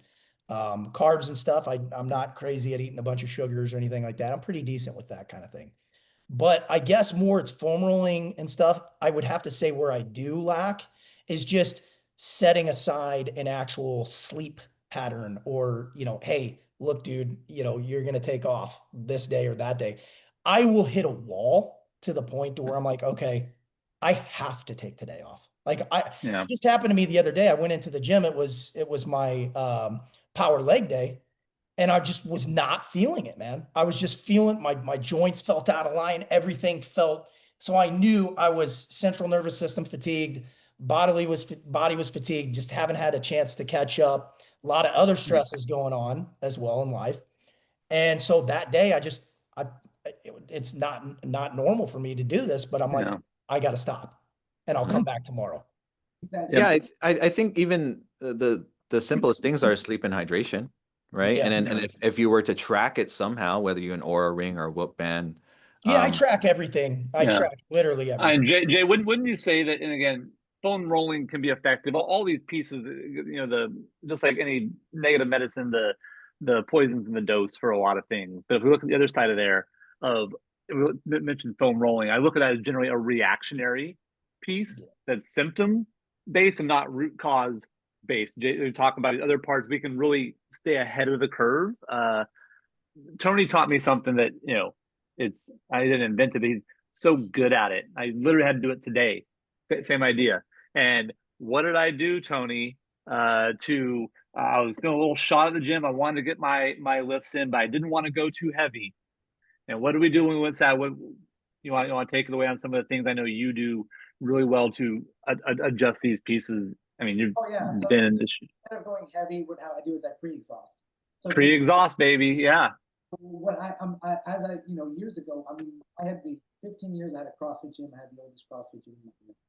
we had, we go for our three rep max, 5 rep max, whatever it may be. And then now I start to look at people like the difference of the bodybuilders. Now there was a bodybuilder, Ronnie Coleman, and there's a bodybuilder, Jay Cutler. Jay Cutler still looks great. Ronnie Coleman's in a wheelchair. Ronnie Coleman, squatted 800 pounds for 2 reps. Jay Cutler would pre-exhaust his legs with lunges, leg extensions, and then squat 315 for 15 at the end. But it would feel like 800, but he wouldn't compromise his spine, because what happens is his goal at the end of the day was to increase muscle mass. For me, I think stepping back, I think you're pretty good at listening to your body. You're really good at your. There's a simple philosophy: if it hurts, don't do it. If you need a rest day, most of the time take it. The other times, don't be a bitch. Depends on what you See, and that's my problem right there. I'm like, nope, get it. On those days, but here's the thing: is consistency is more important than intensity. When you're not feeling it, we still go to the gym. I just do something else. So, for example, I don't miss my days because I don't want to get in the habit. You keep the habit. Yeah, I just literally shifted over, did bag work, and then just left. It's more important that we keep our habit, because it's going to be hard to be motivated. Yeah. Right. So no matter what I feel like, I just don't want to get in the habit of staying in bed or do it. I wake up before my alarm. I have the same routine every day. I have the same pattern. I am Pavlov's dog. And at the end of the day, I never know what happened. And I feel like you can ask me what I did for work on. I'm like, I don't even remember. And it was genius. And I'm wobbling, but it was because it's so conditioned. And the truth of the matter is this: if it hurts, don't do it, right? And obviously, or Dr. Han would probably say dig deeper, or I would say do something else, because there's always something you can do. But then Dr. Han would say, well, what's the root cause of that, and then pay attention and fix it, right? But at the end of the day, you seem, how old are you now? 41? Me? Yeah. So I don't normally share my age, but I am a baby. In the entertainment industry, Tony. I am 28 years old. Well, hold on a second. I actually biologically I am 28 years old. I hope that's the same for me. Yeah, you look like you're 18. Yeah. The truth of the matter is this: at the end of the day, it's like are you in any pain in any way? No, I just felt fatigued. Just totally fatigued. Well, you can do whatever you want until it says bother you. Why would you even stop? Yeah. Oh, and then you make adjustments. For me, I really beat my body up. I had 3 knee surgeries and shoulder surgery. I was an idiot. I was always, then now I'm just like, there's things I just don't do. And I'm like, I won't do high rep deadlifts. Yeah. I'll do 2 to 3 at the max. I do eccentric, but it's more important. I'm going to get more out of it if I pre-exhaust with a hamstring curl and then do a hinge. Yep. I got my hamstrings are smoked, but I'm not compromising my spine. Right. Because nobody looks good at that number 20 of a deadlift. Yeah. Right. So and Dr. Hunt says that I've already had arthritis. I was so hard on my body that you can't change that through training. You could change it through biohacking, right? Like there's other things that would be regenerative, but I'm not. So at the end of the day, it's just about being smart. And right now, it looks like you don't have any physical limits. You might be, for whatever, we're not divulging your age, but you're moving like a 28. Yeah. Here's something to think about. Like, if you understand like the reasons why you do certain things. So like, for instance, back in the initial thought of foam rolling or trigger point work is you're getting the soft tissue to relax, or you're getting knots out.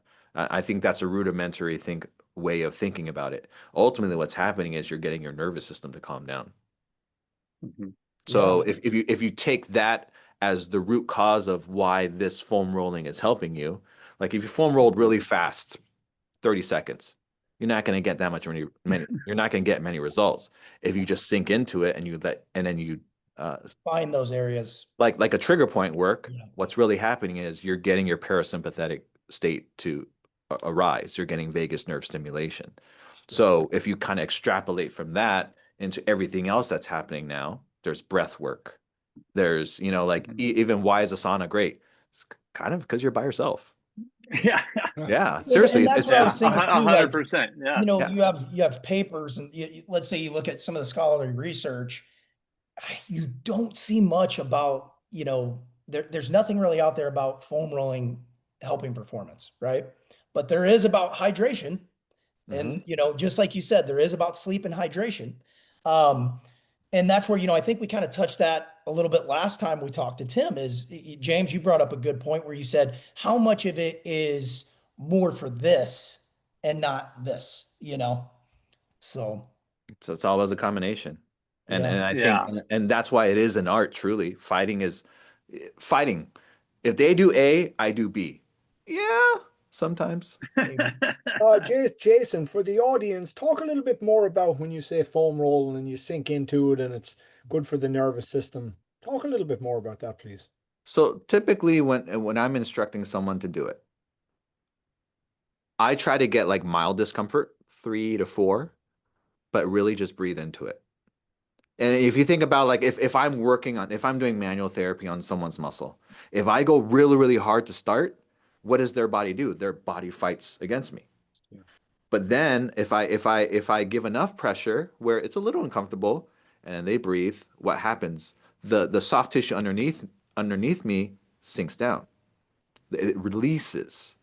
So Is that it's that hard to, spasm effect you get, Jason? Like when you're triggering, you feel that spasm and then all of a sudden, yeah. that's what So you're talking I've been doing it for a while, so I'll go actually a little bit lighter than that because I want to see how the soft tissue reacts to me.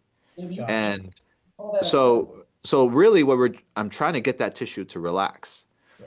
But physiologically, are the cross bridges or sarcomeres and the muscle actually relaxing? Who knows? But I know the nervous system is coming down. Even from a manual therapy standpoint, when it comes to my profession, some people will say the whole purpose of manual therapy or massage or joint mobilizations is just to facilitate the nervous system to get you to move better. Okay. So it's So less that's about the muscles themselves. It's more yes. about the parasympathetic nervous system. So Okay. what do you Yeah. find is a good duration of time to actually foam roll for? A short amount of time or a slightly longer? Longer, 3 to 5 minutes. 3 to Like 5 if you're just doing your calf or your glute, spend 3 to 5 minutes. But on each like glute, on each muscle individually. yeah, if you are doing it as a activation, 30 seconds to a minute. You are getting it, but you're actually stimulating the muscle fibers to wake up. Yeah, the uptick. So you think of just like general stretching and warm-ups. You do a dynamic warm-up before, and you do a static cool down. It's the same kind of idea. How do you feel about PNF stretching? I think it's great. I think love PNF. there's yeah, it's again, it's proprioceptive neuromuscular facilitation. Yeah. It's neuromuscular. There's Yeah. there's a neurological component to it. So again, all these things are great, and you don't really have to understand the ins and outs of each, but just know it's your muscle and your neurological system. And if you yeah. Oh, yes, I didn't mean to cut you off there. I was going to say that just hearing you talk about that brings back those two parts, the things that you say, what are we thinking about? So all of our conversations kind of end up in this world of recovery and mindset somewhere, whether it's nervous system, still mindset and recovery. Like we've all flown high. A lot of people, the joke is treated their bodies like temples. We all treated our bodies like rental cars. Right? We still flew really high. I don't want to be doing sideline banded clamshells and water aerobics, but I also need to go. I want to set a new 1 rep max in my day. Like I don't have that. Can I stay up here for this long, right, and do it for 50 more years, right? Like health span. So for us, when we talk about it, I think the things that constantly come up in our conversations are, we talk about pre-fatigue. It's essentially getting more out of your workout with less output. That's a recovery piece because I can recover and you can go again. You keep the habit. What's the mindset? Oh, you go to the gym. I don't stop. I do this. So it's still a mindset thing. All these parts are really there. It's almost never anymore for us about how hard we're like. We still send videos of each other of us running every day. And we run? We still do it for stuff. No one asks how fast we're going, right? So it's not like, oh, do you hit your split? Do you do this? It's like, hey, I didn't see a video from you from the last few days. What's like, because that part is the piece. We know that once you're set and your mindset's good, you get the train on the tracks. Now it can be a bullet train. It's good. We don't care. But if the train's not on the tracks, nothing matters. The horsepower, the chassis, none of it matters at all, right? And so it is getting it on there, and how long can you keep it on those tracks? For years, I want now. I don't want to. I've been off the tracks before. It freaking sucks. It is not great. You lose all those pieces. Tony, you add something on that, yeah. So I'm going to give you something specifically, the importance of mental health and recovery. My wife wears a Whoop band. My wife's her recovery has a direct correlation to her happiness. If she has a stressful day, the next day it's like she drank, or she was binge drinking the day before. She could actually have a couple glasses of wine, but she'll be in an atmosphere where she people that lift her up and fill her soul, and the next day her recovery is through the roof. Our mind is so powerful. It does have such an effect on our nervous system, the way we are. And we know that now. I mean, obviously, I'm very conscious of this. I try to make sure that I slow drip this. I really try to make. My daughter did a cross country meet today. She PR'd, which is all I care about. For the last, I made sure that yesterday was a good place for her mentally, because I know she would have a great day today. And that's exactly what we set her up. We set her up for success. I try not to there's things that we could bring up to stress them out, and I just wanted her to be in a good place, because I knew her recovery would be better. Her mind is so powerful, and we know that. Obviously, right now, Jehan just said, trigger point is just telling you to just chill the fuck out. Yeah. Okay? So, and obviously, the highest level would be like, how can I do that in an instant? How can I do that on a cue? How can I do that? And we know that words can do it, but it also becomes what? It has to be something that's trained inside of us. And most people aren't walking around with what? An awareness that this is even a thing. Yeah, yeah. Awareness is huge, man. And I think you guys are great ambassadors of that, for sure. I'm going to shift gears for a minute. I'm going to say, so, because we're getting to the end here, we're going to really shift gears here. What movies inspired you guys in regards to, either the fitness aspect of things or the fighting aspect of things? Like, I know my go-tos, I'd love to hear some of you guys' go-tos. Best of the best. I knew that was coming. That's the best. And but Jehan is Bolo Young. We know that, right? When he's joked, he's Bolo Young from, was that kickboxer or Bloodsport? Bloodsport. Bolo was in Bloodsport, and then he was in Double Impact, and he was in Enter the Dragon. So Jehan's doppelganger. You break my record, I break you. Like I break your friend. Love it. Yeah. James, you got some of Bolo's memorabilia right to your right in there, don't you? From Bloodsport? I do, but I don't have it right here. I have it in a box in the back. I have a lot of stuff from Jean-Claude and all those movies. Yeah. I have the white pants from Kickboxer. Oh wow. Oh, dope. Running. I have Bolo shorts from Bloodsport. That's what I was saying. That's dope. Yeah. That's dope. No, it's funny, Zach. My teacher, Scott Fuji, my coach, his teachers from LA were Philip and Simon Rhee from Best of the Best. And I grew up in Fresno, where the school was from Fresno. So growing up, you're watching this at like 9. We're like, oh, our school went crazy.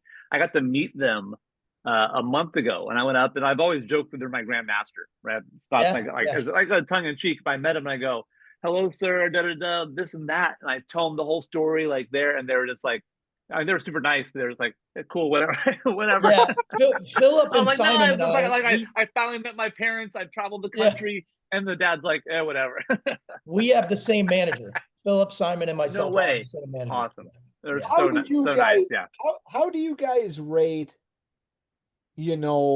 Simon and Philip Rhee's kicking ability, Van Damme's kicking ability, the Wong Jang Lee, the famous Hong Kong baddie? Against top Olympian Taekwondo. Technique-wise, I would say it's 8 or 9. Great. Yeah, great. I mean, and Philip and Simon, back in the day, my parents had saw them at a demo, and they were like, they still remember from the 70s, like, it's like you see a demo and you go, oh, this is great. You did so great. Who the crap are these guys? Like, it was that reaction. They would tell the story of that it was just such a tier above what was happening there. And, you know, so very good. I mean, as far as like, I mean, like just kicking, I mean, like not every single one of it, I still have a shirtless jump back hook kick that is like in my head, it's like, am I JCVD or not? Yeah, Right. yeah. Like, so they're, you know, Well, I think too, going off that question, James, like an Olympic style kick coming, from a straight line to get there as fast as possible compared to flipping that hip all the way over Yeah, and making it of look course. pretty, I'm just making it talking. look pretty. I'm just yeah. talking in general. So, What Not do you think, not Tony? narrowing it Yeah. down to a Right. front kick or any Yeah. Yeah, yeah. Sure. Tony, what'd you What do you have, think? Tony? So I was a martial arts nerd, and I still am. But like when I was a kid, I saw everything. Obviously, the one that anchors it was always Bloodsport because it was so quotable. It was so much fun. It had they literally kind of made that as a template for every movie after that. Which actually, Enter the Dragon was the original template, right? Yeah, yeah. So and then basically everybody just kind of recreated that. But the formula worked, but there were so many. I saw every B-rate movie, right? And I watch everything from the story of Ricky to like, have you guys ever seen that one? To every kung fu classic that there was, and like, but the stories that resonated with us were always like ones that I could see like, oh my god, that guy's doing taekwondo, right? Yeah, yeah. But for sure, I would say the anchor for it's probably it's like most people, just because the story is so it resonates so much and it's so tongue in cheek. Is definitely Bloodsport. Bloodsport, yeah. Yeah. Bloodsport's a great one. There's been some really good kickers, like John Liu. I don't know if you guys are familiar with him. He was in the Hong Kong movie. So it was Wang Jiang Li, who's a Taekwondo guy. Jerry Trimble. Yeah, He's got some kicks, man. Jason's teacher, an original one of your, I don't know, original, but one of the first ones was what's his name? Delon Tan. Delon Tan. Oh, Tan Dao Liang. Yeah, and then his left foot. Yes. That was my original instructor. Oh, that's awesome. Yeah. And then a couple of our people that kind of like were on the team before us that made it like really broke into Hollywood, like Clay Barber, Tim Connolly, JJ Perry. JJ Perry. Oh yeah, JJ Perry's, and it's still yeah. I still think legends. I still think nobody does that jump spinning 360 hook kick better than Jean-Claude in Bloodsport. No, it's the best. That's the an all-timer. That nobody. What do you got, Tony? We can hear you. Couldn't hear you. Is Drunken Master. Oh, Drunken Master. Drunken Master. That's who I'm talking about. Wang Jiang Li, the baddie in that. Master, my favorite. I would watch that before every fight just because I love off time and I always fight. That's so Tony. Yeah, that's so Tony. Yeah. Off time. Right? So I would do it because I would be like, you never want to be one, two. Fighting is in between the beats. Yes, I love that too, Tony. That's my favorite. Is that emotional content in a fight? So before the actual throws of the kick or the punch, I like that feel. Bruce Lee had that big time. Yeah. The thing about like the drunken style, right, in that movie is that if you throw a baseball, you can time a baseball, but you can't time a drunken idiot. Like yeah. So, James, so what you're saying, Tony, is you have a tough time with a lot of Irish guys because they're all yeah. But James, like every little kid has, if you were serious in Taekwondo, especially back in the day, it was you had yellow belt test. You said I was going to make the Olympics. That was back then when it was every little kid in the school. Like now they have different goals. But that you had a picture of you doing the splits between two chairs. Yep. We all have that. Everybody, the JCVD and the jump back hook kick. So when you talk about Jean-Claude, like some of those things are just absolutely goated moments that change, everybody. I still like, I'm like, God, could I do it one more time? Like, I don't think I can do it again, but right. Like, it was that dope to do it and be jacked. Like, come on. Yeah. That's the thing. That's the thing Jean-Claude had going for him. He was a guy who was 180, 185. Moved like a guy that was 140 and did the splits like no one's business. Nobody did the splits like he does them. On screen. Yes. At that now, of course, everybody's doing that stuff. But at that time, when you saw Bloodsport, you were, wow, you can't, no retreat, no surrender, doing the splits between the ropes like this. Yeah. It's even impressive today. And by the way, Jason, now that they mention Bolo, you're a dead ringer for Bolo. I'm visualizing. See, I'm not racist. That's accurate. It's not because right. Bolo is actually from this nearby city. Yeah, know, we and know. his son. Yeah, You- I yeah. know Bolo very, yeah, very you well. Yeah. grew up in his house. Yeah. Yeah. I grew up in his house. I know him quite Yeah, well. yeah, you know him well. It's your I had dad. one interesting experience. Well, no, I've many, but one particular one was we're at Gold's Gym 2004. We're doing a photo shoot, and Bolo's there. Jean-Claude goes, "You think Bolo will take pictures with me?" I'm like, "Well, you go ask him. I think he will." He'd better. He goes, Yeah. he goes over and asks him, and we went to the firehouse after, and here I am sitting with Jean-Claude and Bolo, and it's like I'm here with Bloodsport Double Impact and Enter the Dragon. It doesn't get better. It's No, freaking awesome. doesn't You know? get Freaking better. awesome. There's Yeah. another one where James and JC are down at Gold's and they bump into Jay Cutler, and you can actually see that online.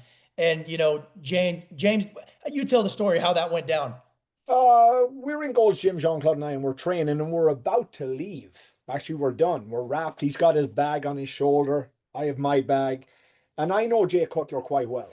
And one thing I always liked about Jay, even when he was Mr. Olympia, I knew him before and after. And when I say I know him, I mean I would see him at the gym all the time. He was always very nice, very humble. When he was Mr. Olympia, he never walked by you without acknowledging you when he got familiar with you. And after he was Mr. Olympia, even to this day, he's a very nice, genuine individual and humble and down to earth. And people around the gym ask him, info on, training and whatnot. And he'll always give them that time. There was one particular day I was training with Jean-Claude. Jean-Claude was about to leave. Well, we were both leaving. We were leaving together. And Jay was there, and he tried to say hello, but the connection wasn't made. I think there was a couple of people there or something, and Jean-Claude was leaving. And I said to Jean-Claude, I think he wants to say hi to you, because Jay is about the same age as, in around our age, maybe a little older than us, but in around it, he would have grew up on Van Damme. Yeah. And I said, the guy needed, so Jean-Claude went back in. He says, oh, okay. And he went back in. And we're outside in the yard, and Jay is just saying, I remember watching you doing the splits and so on and so forth. And they had a nice time together for 5 minutes and took some photos, and it was a very it was awesome to see. cool. You can watch it on YouTube. And well, Jean-Claude was leaving. What's cool about it, Jean-Claude was leaving. I said he wants to, because I knew, because he was trying, but there was too many people. I mean, not with either one of them, just in and out of the gym. Yeah. And Jean-Claude didn't notice. And when I said it to Jean-Claude, he goes, "Oh, I'll go back." And he went back. And when he went back, I said, "Hey, Jay," and then they talked, and it was just really nice. Yeah, it was really nice. It's cool to see on YouTube, because you have Jay Cutler. What is he? Mm-hmm. 6 times Mr. Olympia, telling JC, dude, he says in that clip, I basically started doing this because of Bloodsport. Yeah. He does say. He does say. Yeah. But guys, here's another thing, and again, I know the podcast is not about JCVD. I've traveled the world with Jean-Claude. That guy is a legend. Yeah. We went down to Australia a few years ago, and there was a screening of Bloodsport and Double Impact. And we're traveling in this car, and we see all these people for like a block, at least 1,000 feet, if not more, like an average residential block. And then we make a right turn. So we're just seeing the people, but we didn't think they're actually for the event. So we go around. The way it was a one-way street, so we have to go around to come back around. So we see all these people, hundreds and hundreds and hundreds and hundreds of people. We get there, and I look and I say to him, "You know what? They're here for you," because obviously I can see the line. It's the same line. And he goes, "Really?" Well, we got to this theater. It was a huge theater. There probably was 200-300 people. That lobby was packed. And of course, they were all in there, blah, blah, blah. He took pictures and signed autographs and posters and this and that for everybody in that lobby before we got into the theater for the screening. And then they had an auction in there for some stuff to raise money for, I think, some children's charity. And I was like, this is kind of amazing. Yeah. I mean, the guy's a legend. He's a legend. He is. Yeah, he Walking really is. I mean, I talk to a lot of people all the time, especially our age bracket. And they say, I started martial arts because of him, or I got back into martial arts because I saw Bloodsport, or I started bodybuilding because I saw Bloodsport, or I got back into bodybuilding, when I saw it, or something like that. Yeah. It's amazing to be able to inspire people like that. Yeah, it's cool. Tony, Really what cool. were you going to say? I saw you were starting to talk. It didn't come through. An old school work ethic, right? So back in the day, you do everything. right? You come in, you sign, you do the time, you do what you have to do, and you do extra. And that Yeah. makes you as an extraordinary person. I mean, people will still have that work ethic. We could train it into our kids today who push a button, don't know that they have to. Like I know the story of JCB re-editing his movie, right, when they didn't release properly the first time, and spending Yeah. hours and hours clipping it till it was just the way he wanted to. And like that's the same thing. It's like you have that. If you have that kind of work ethic inside of you, you will always be successful. And it doesn't matter what you are or who you are, especially when you attack life with the same kind of humility. Is like you're not too good to go back into it. Yeah. Yeah. Yeah. JC can turn it on. I mean, you know that, James, right? I mean, he just Focus, turns it on. focus, intensity, and never quitting, and that's him. Yeah. Never quitting, never quitting. That guy, even when he trains at the gym, you know, and I'm spotting him, he gets that last rep. Mm. And I mean, he gets that last rep. So he has that, you Tenacity. know, that tenacity, that never say die, that I'm going to knock on the door. And if you don't open, I'm going to keep knocking and someone's going to open it. And if you don't let me in, I'll knock on it tomorrow. When you open it, someone will let me in. You know, he's got that consistency, that tenacity. Yeah. But which, by the way, as an Olympic athlete, you have the same qualities. You don't become an Olympic athlete, you don't become an Olympic champion in any sport or a world champion in anything if you don't have those qualities. Would that Yeah. you agree with that, or add or take from it? Yeah, it's back to that initial quality we were talking about. Like you get that part first, then you can use it in every part of your world. Go ahead, Tony. No, I'm listening. Oh, yeah. Well, guys, I want to wrap this up Well, where, one thing before we oh, go wrap, ahead. Zach, please. Yeah. Start with Tim, and we'll go to Jay, and we'll go to Tony. If you have something to say to, let's say we have a 12-year-old kid here watching this podcast. That's good. Take one line that kid can walk away from, because obviously at 12 years old they're not going to know a lot of what we're talking about. But if they want to excel in a given area of life, just give them one line or something, or a paragraph. Who wants to go first? You want to go, Tim? Sure. I'll just, me, it's like as simple as I can do because they're not going to understand it at that age. Something wants some guidance or stuff. I would just say, just go, whatever. Just jump, just get started. There, all the good things in my life have always come from going. All the bad shit has happened when I stopped. So Right. So baptism under fire, just throw yourself just in. go. Well, you don't know, like, because you don't like, Yeah. this is gonna be the right teacher for me. You don't know, just go sign up for the school. You can Try. quit and go to Yeah. right.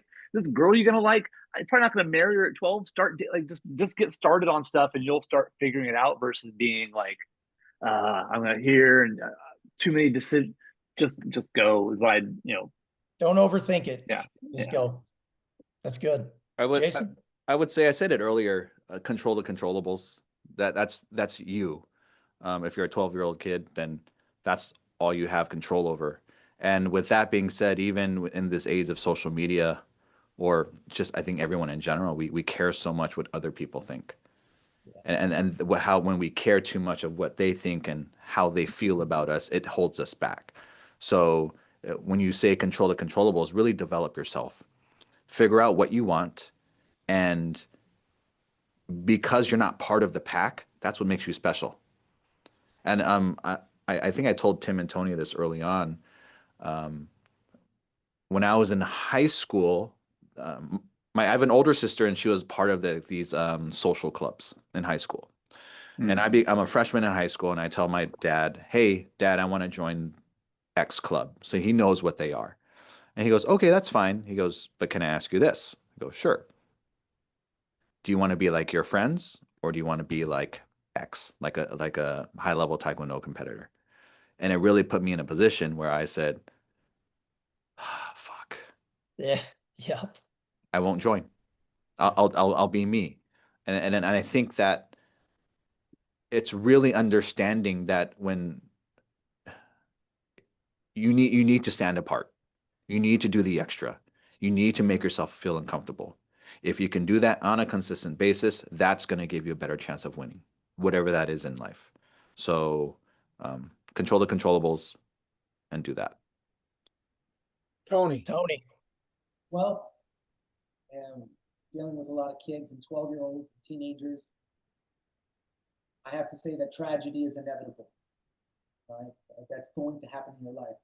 You're going to have death, you're going to have a breakup, you're going to have overwhelm. only thing we can shift is our perspective, and you have to change that by one phrase. Life happens for me.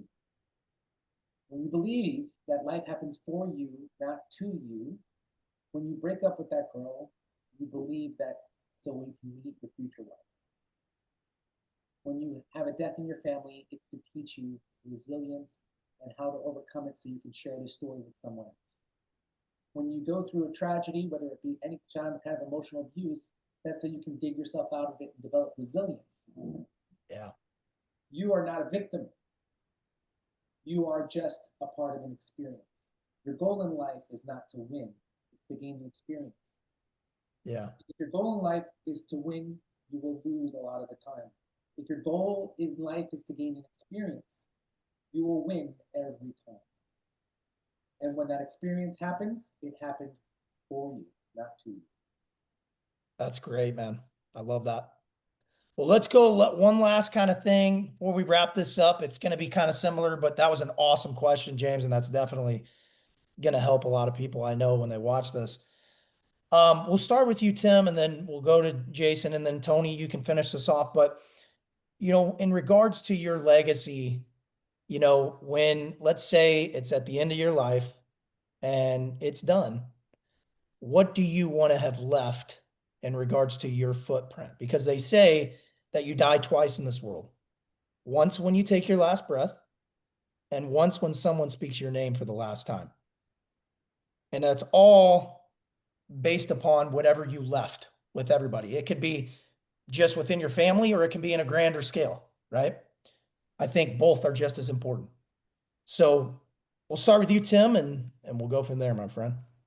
Yeah, I mean, I hope some of the, I was choking up a little bit because I kind of really had to go through this experience recently. I lost my mom in June, and one of the things that I told her was these red shorts that she told me. It was about like believing in myself, and so really for the people around me to know that the younger ones, that they can believe in themselves to do it. I was really small, and I wanted to play football when I was 11. And so I was like, I'll give you an example of how small. I was 5 foot tall and 88 pounds when I was a freshman in high school.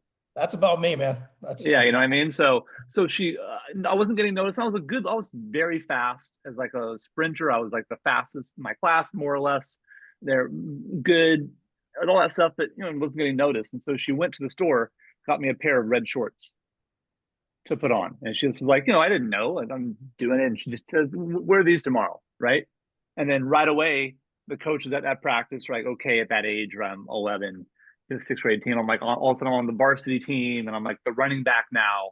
But it was that of like, don't be afraid to stand out and put yourself out there and do it. And then I told her, like, when I had a phone call, I was like, hey, I don't know if you remember, she was, at the very, very end. I was like, thank you for teaching me the power of that, of like, it's okay to stand out. It's okay to try and be out there and do that. And so for the people around me, if that's something that they get from this and they go, yeah, it's all, not everyone's gonna be a fighter or whatever avenue in their world, but they're like, yes, I can believe in myself and take this chance, put myself out there and not play small. Then the rest is up to, like, they're gonna figure out their path, and whatever that is for them is gonna be their journey. But for me, that's something I, will be very proud of, to pass something like that along. Yeah. Let me ask you this, Tim. You said she passed in June, right? Yeah. Yeah, my mom passed in June too. I'm sorry. Yeah. June 25th. June Okay. 24th. Yeah. Sorry. Yeah, No, mine June was. 20. Yeah. June 25th. I knew Yep. it was very close because I remember both Yeah. of us, Yeah. seeing each other on social media. Yeah. Yeah, mine was the 18th. Yeah, and Yeah. it was Okay. hard. I'm sorry, man. Yeah. Yeah, Yeah. I'm sorry too, brother. I'm sorry too. Yeah. But what she instilled in you Yeah. is worth everything, right? Right. And we want to make She's sure still living right now. those things live on, right? Those best Yeah. parts of us. So it's back to what Tony was saying of like the communication of working out, like the 5Ks. I don't think he actually cares about a 5K. He doesn't, like, he's never was like 20 years old. He's like, we were roommates. He didn't have 5K splits on the wall, and he's been obsessed with 5Ks his whole life and calls me with random VO2 max facts. It's the movement and the way we do these things is the through line of our connection, right? Yeah. When Yeah. we train, when we still work out together, we still talk about all the other ideas, but we're working out in the gym, right? We were like 2 Saturdays ago when we got together.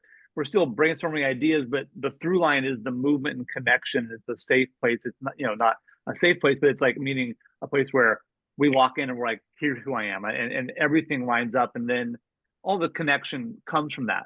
And so Yeah. when I grew up with that with my family, that was the connection, right? It was just what we did. It wasn't separate of us. It was who we were. And so when I get together with like my brothers like this, and what do we do?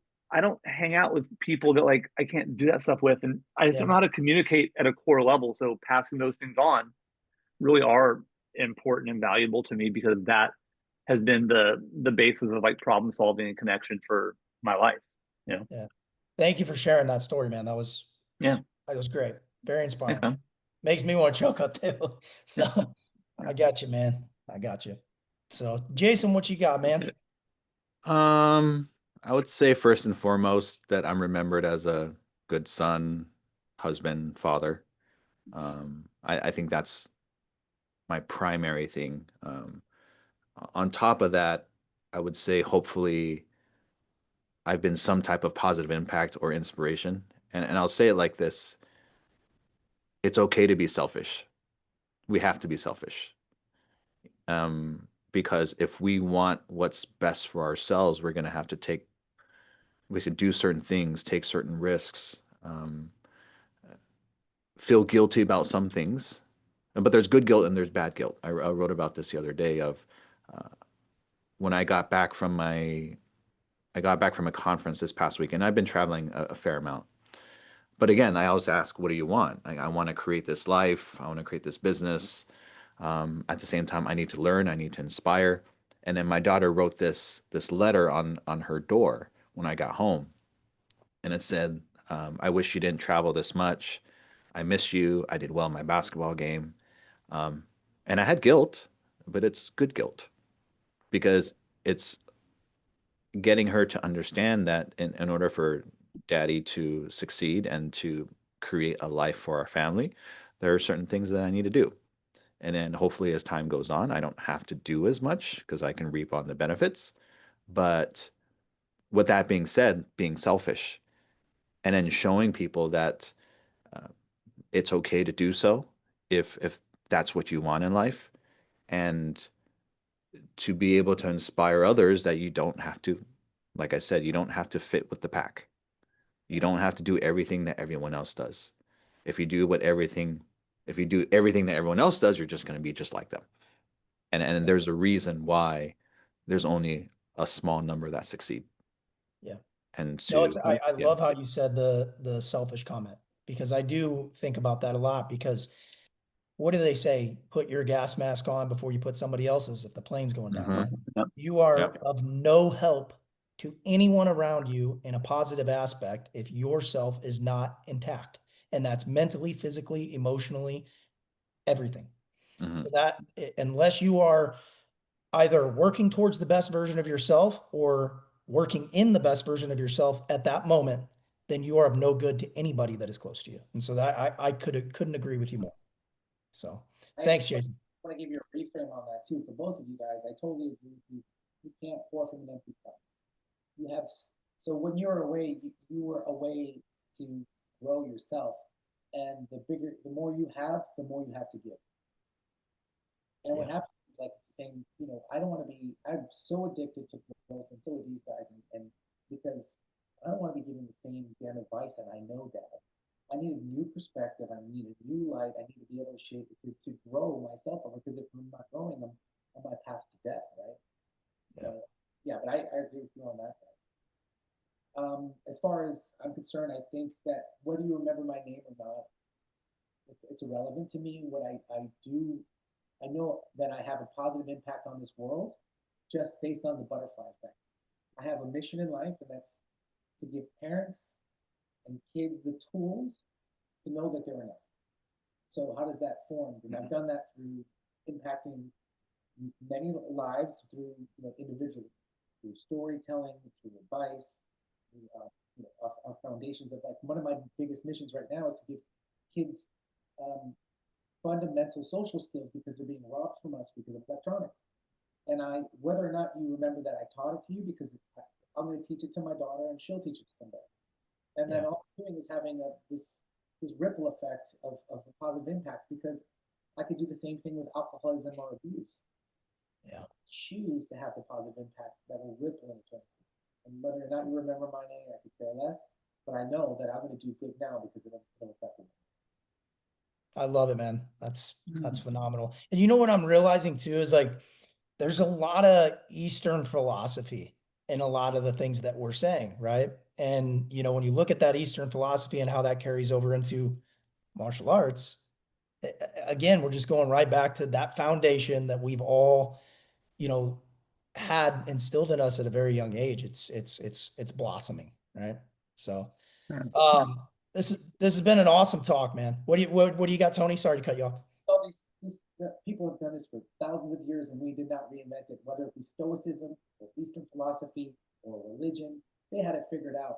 We just sometimes we just are too stupid. Our egos are too big to look in the past and see that we can learn from our mistakes. But, Yeah. Mm-hmm. yeah. So good, dude. Yeah. I mean, it's been awesome talking to you guys. I mean, James, I think this is one of our best pods Yeah, yet. yeah. I mean, I'm already thinking of something else with these guys, but that's another thing. and yeah, we'll touch base with you, but I mean, I'll tell you, man, like, you know, it's just, we're all learning from each other, which is what I love. I've heard so many great things from all three of you. I can see why you guys are the tripod. You have, you know, you guys' company that you work together. Do you want to touch base on the juice compound before we take off and kind of tell us a little bit about that?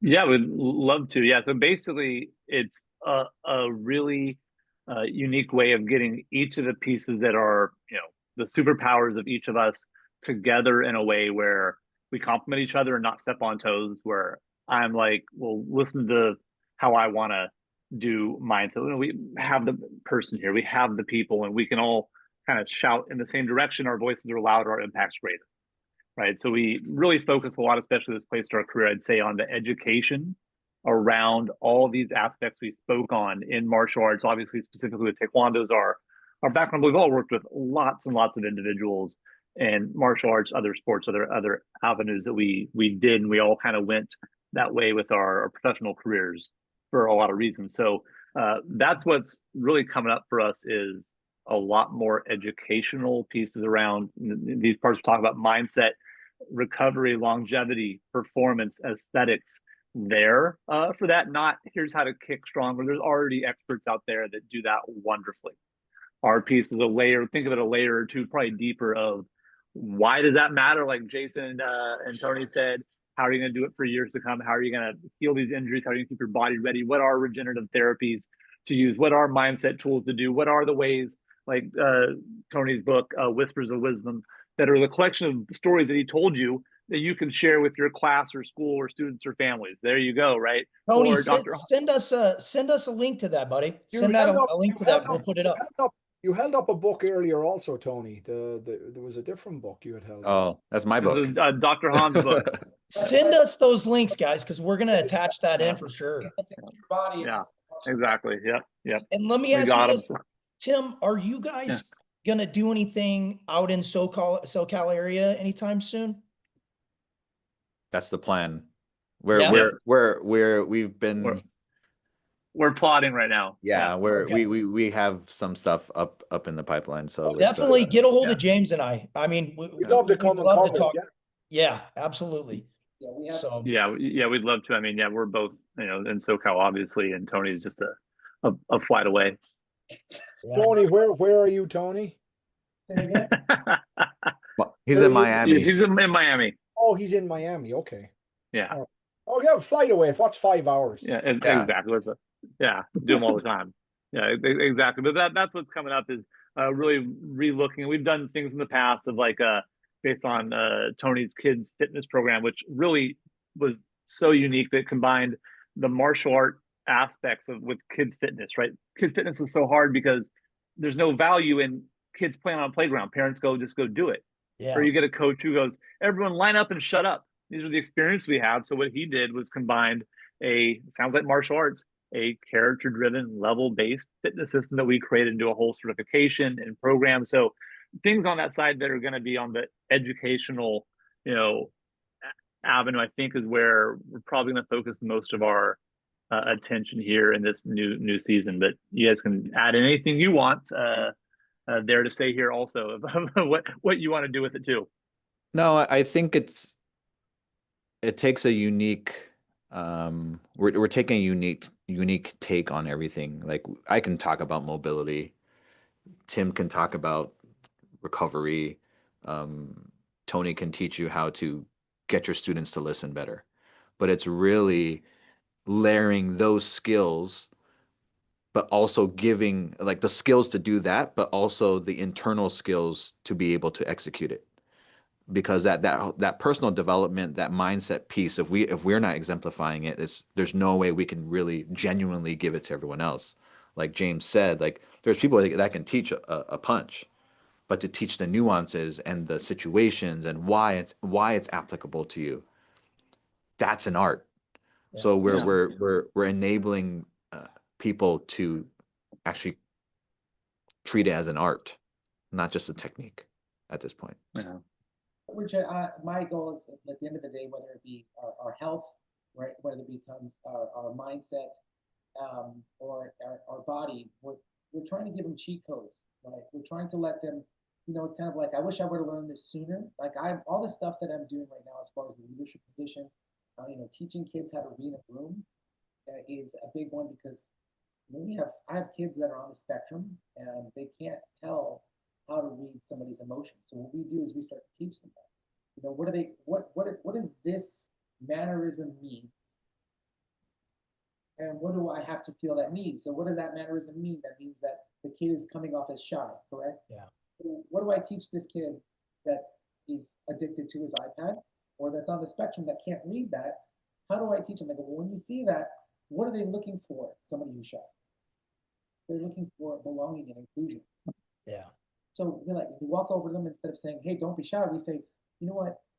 You belong here. You're just like me. I was just like you on my first day. So we're teaching them these skills that adults don't know, because they go, what do they say? Oh, he's shy. Just don't worry about him. Yeah. Yeah. It's a totally different awareness. Yeah. So when you teach this to a kid who's 12 years old, what kind of step over they're going to have in life? How are they going to be able to read a room? How are they not going to butt heads with everybody they meet, especially when they have, they're neurodivergent, or something like that. So we have to be able to teach these kids, because we know everything from, autism is through the roof. We know that social skills are completely down, and kids don't know how to make eye contact or shake a hand anymore, and for me, it's my mission is to, like, not just say do it, but to give them a specific way to do it and give them secrets. Like the things that people in sales use. How do I make eye contact? How do I shake the hand? Do I do a power handshake? Do I do this? And then when you start to give them options, they're empowered. And I think that now Jahan teaches them about, like, well, this is how you promote longevity, so you have to replace your hip. And Tim says, hey, dummy, I know you have to make weight, but this is how you do it progressively. You don't cut 15 pounds in the last week. We start to teach these guys and give them the cheat code, because we give them everything they need for their life. And that's the ultimate goal of the Juice Compound, is how do we give not even just the kids the tools, but that's the ultimate goal, because at the end of the day, we're all trying to work for the future, but to give our coaches the tools to do it. Mm-hmm. Most of them don't know how to do it either. Yeah, that's true. That's true. Well, guys, it has literally been an absolute honor sharing all these stories, listening to you guys.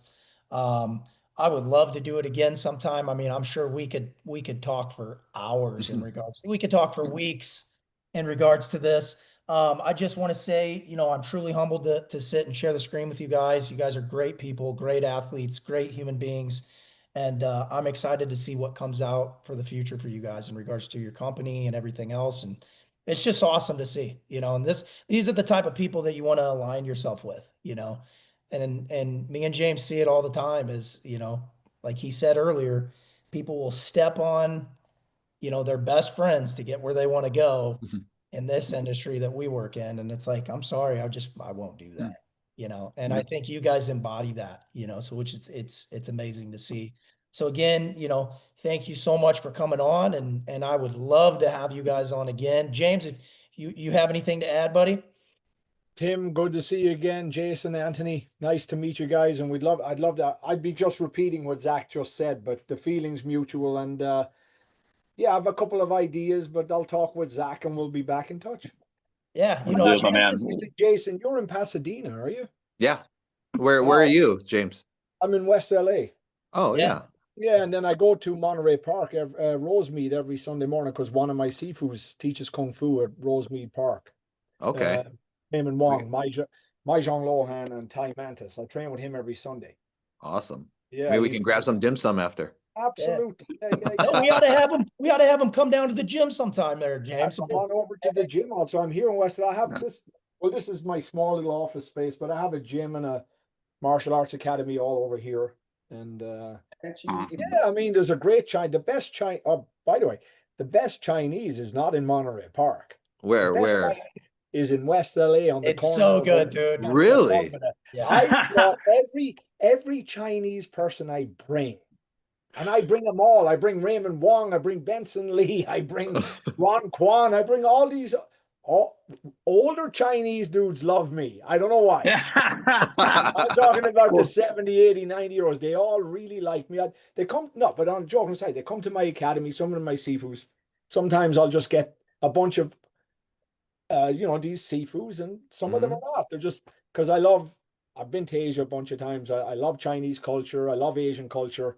So I will just talk to them and just get all this information. Yeah. And my wife was like, what's your problem? Leave Well, them now alone." we got the podcast. We're going to bring him on. Yeah, So, well, we're going to know. bring them on, but I bring them, sometimes I'll say, guys, okay, you go on such a day, we'll have lunch, Moon House Restaurant, Google Moon House Restaurant. Moon House. All right. It's really good, dude. And they all tell me, I'm saying what they tell me, and who am I to contradict old Chinese guys talking about Chinese food? And they say, this is the best I've ever eaten. Really? Okay. It's all right. I'll head over there, and then Tim can drive down. I'll do it. We'll make it happen. Yeah, let's go. Tim, I'm out in Ventura. Ventura, outside. Where, in Simi Valley? No, Ventura, Oxnard Shores. So between Malibu, Santa Barbara, up the coast. Oh, okay. So about 45 minutes an hour outside of LA proper. Oh, that's not so bad. We should get together one day soon. Let's do it, man. Let's get together. Yeah, and then next time we'll get Tony out. Yeah, we'll fly out for sure. First class. I'll just FaceTime you from PF Chang's. Yeah. There you go, man. Yep.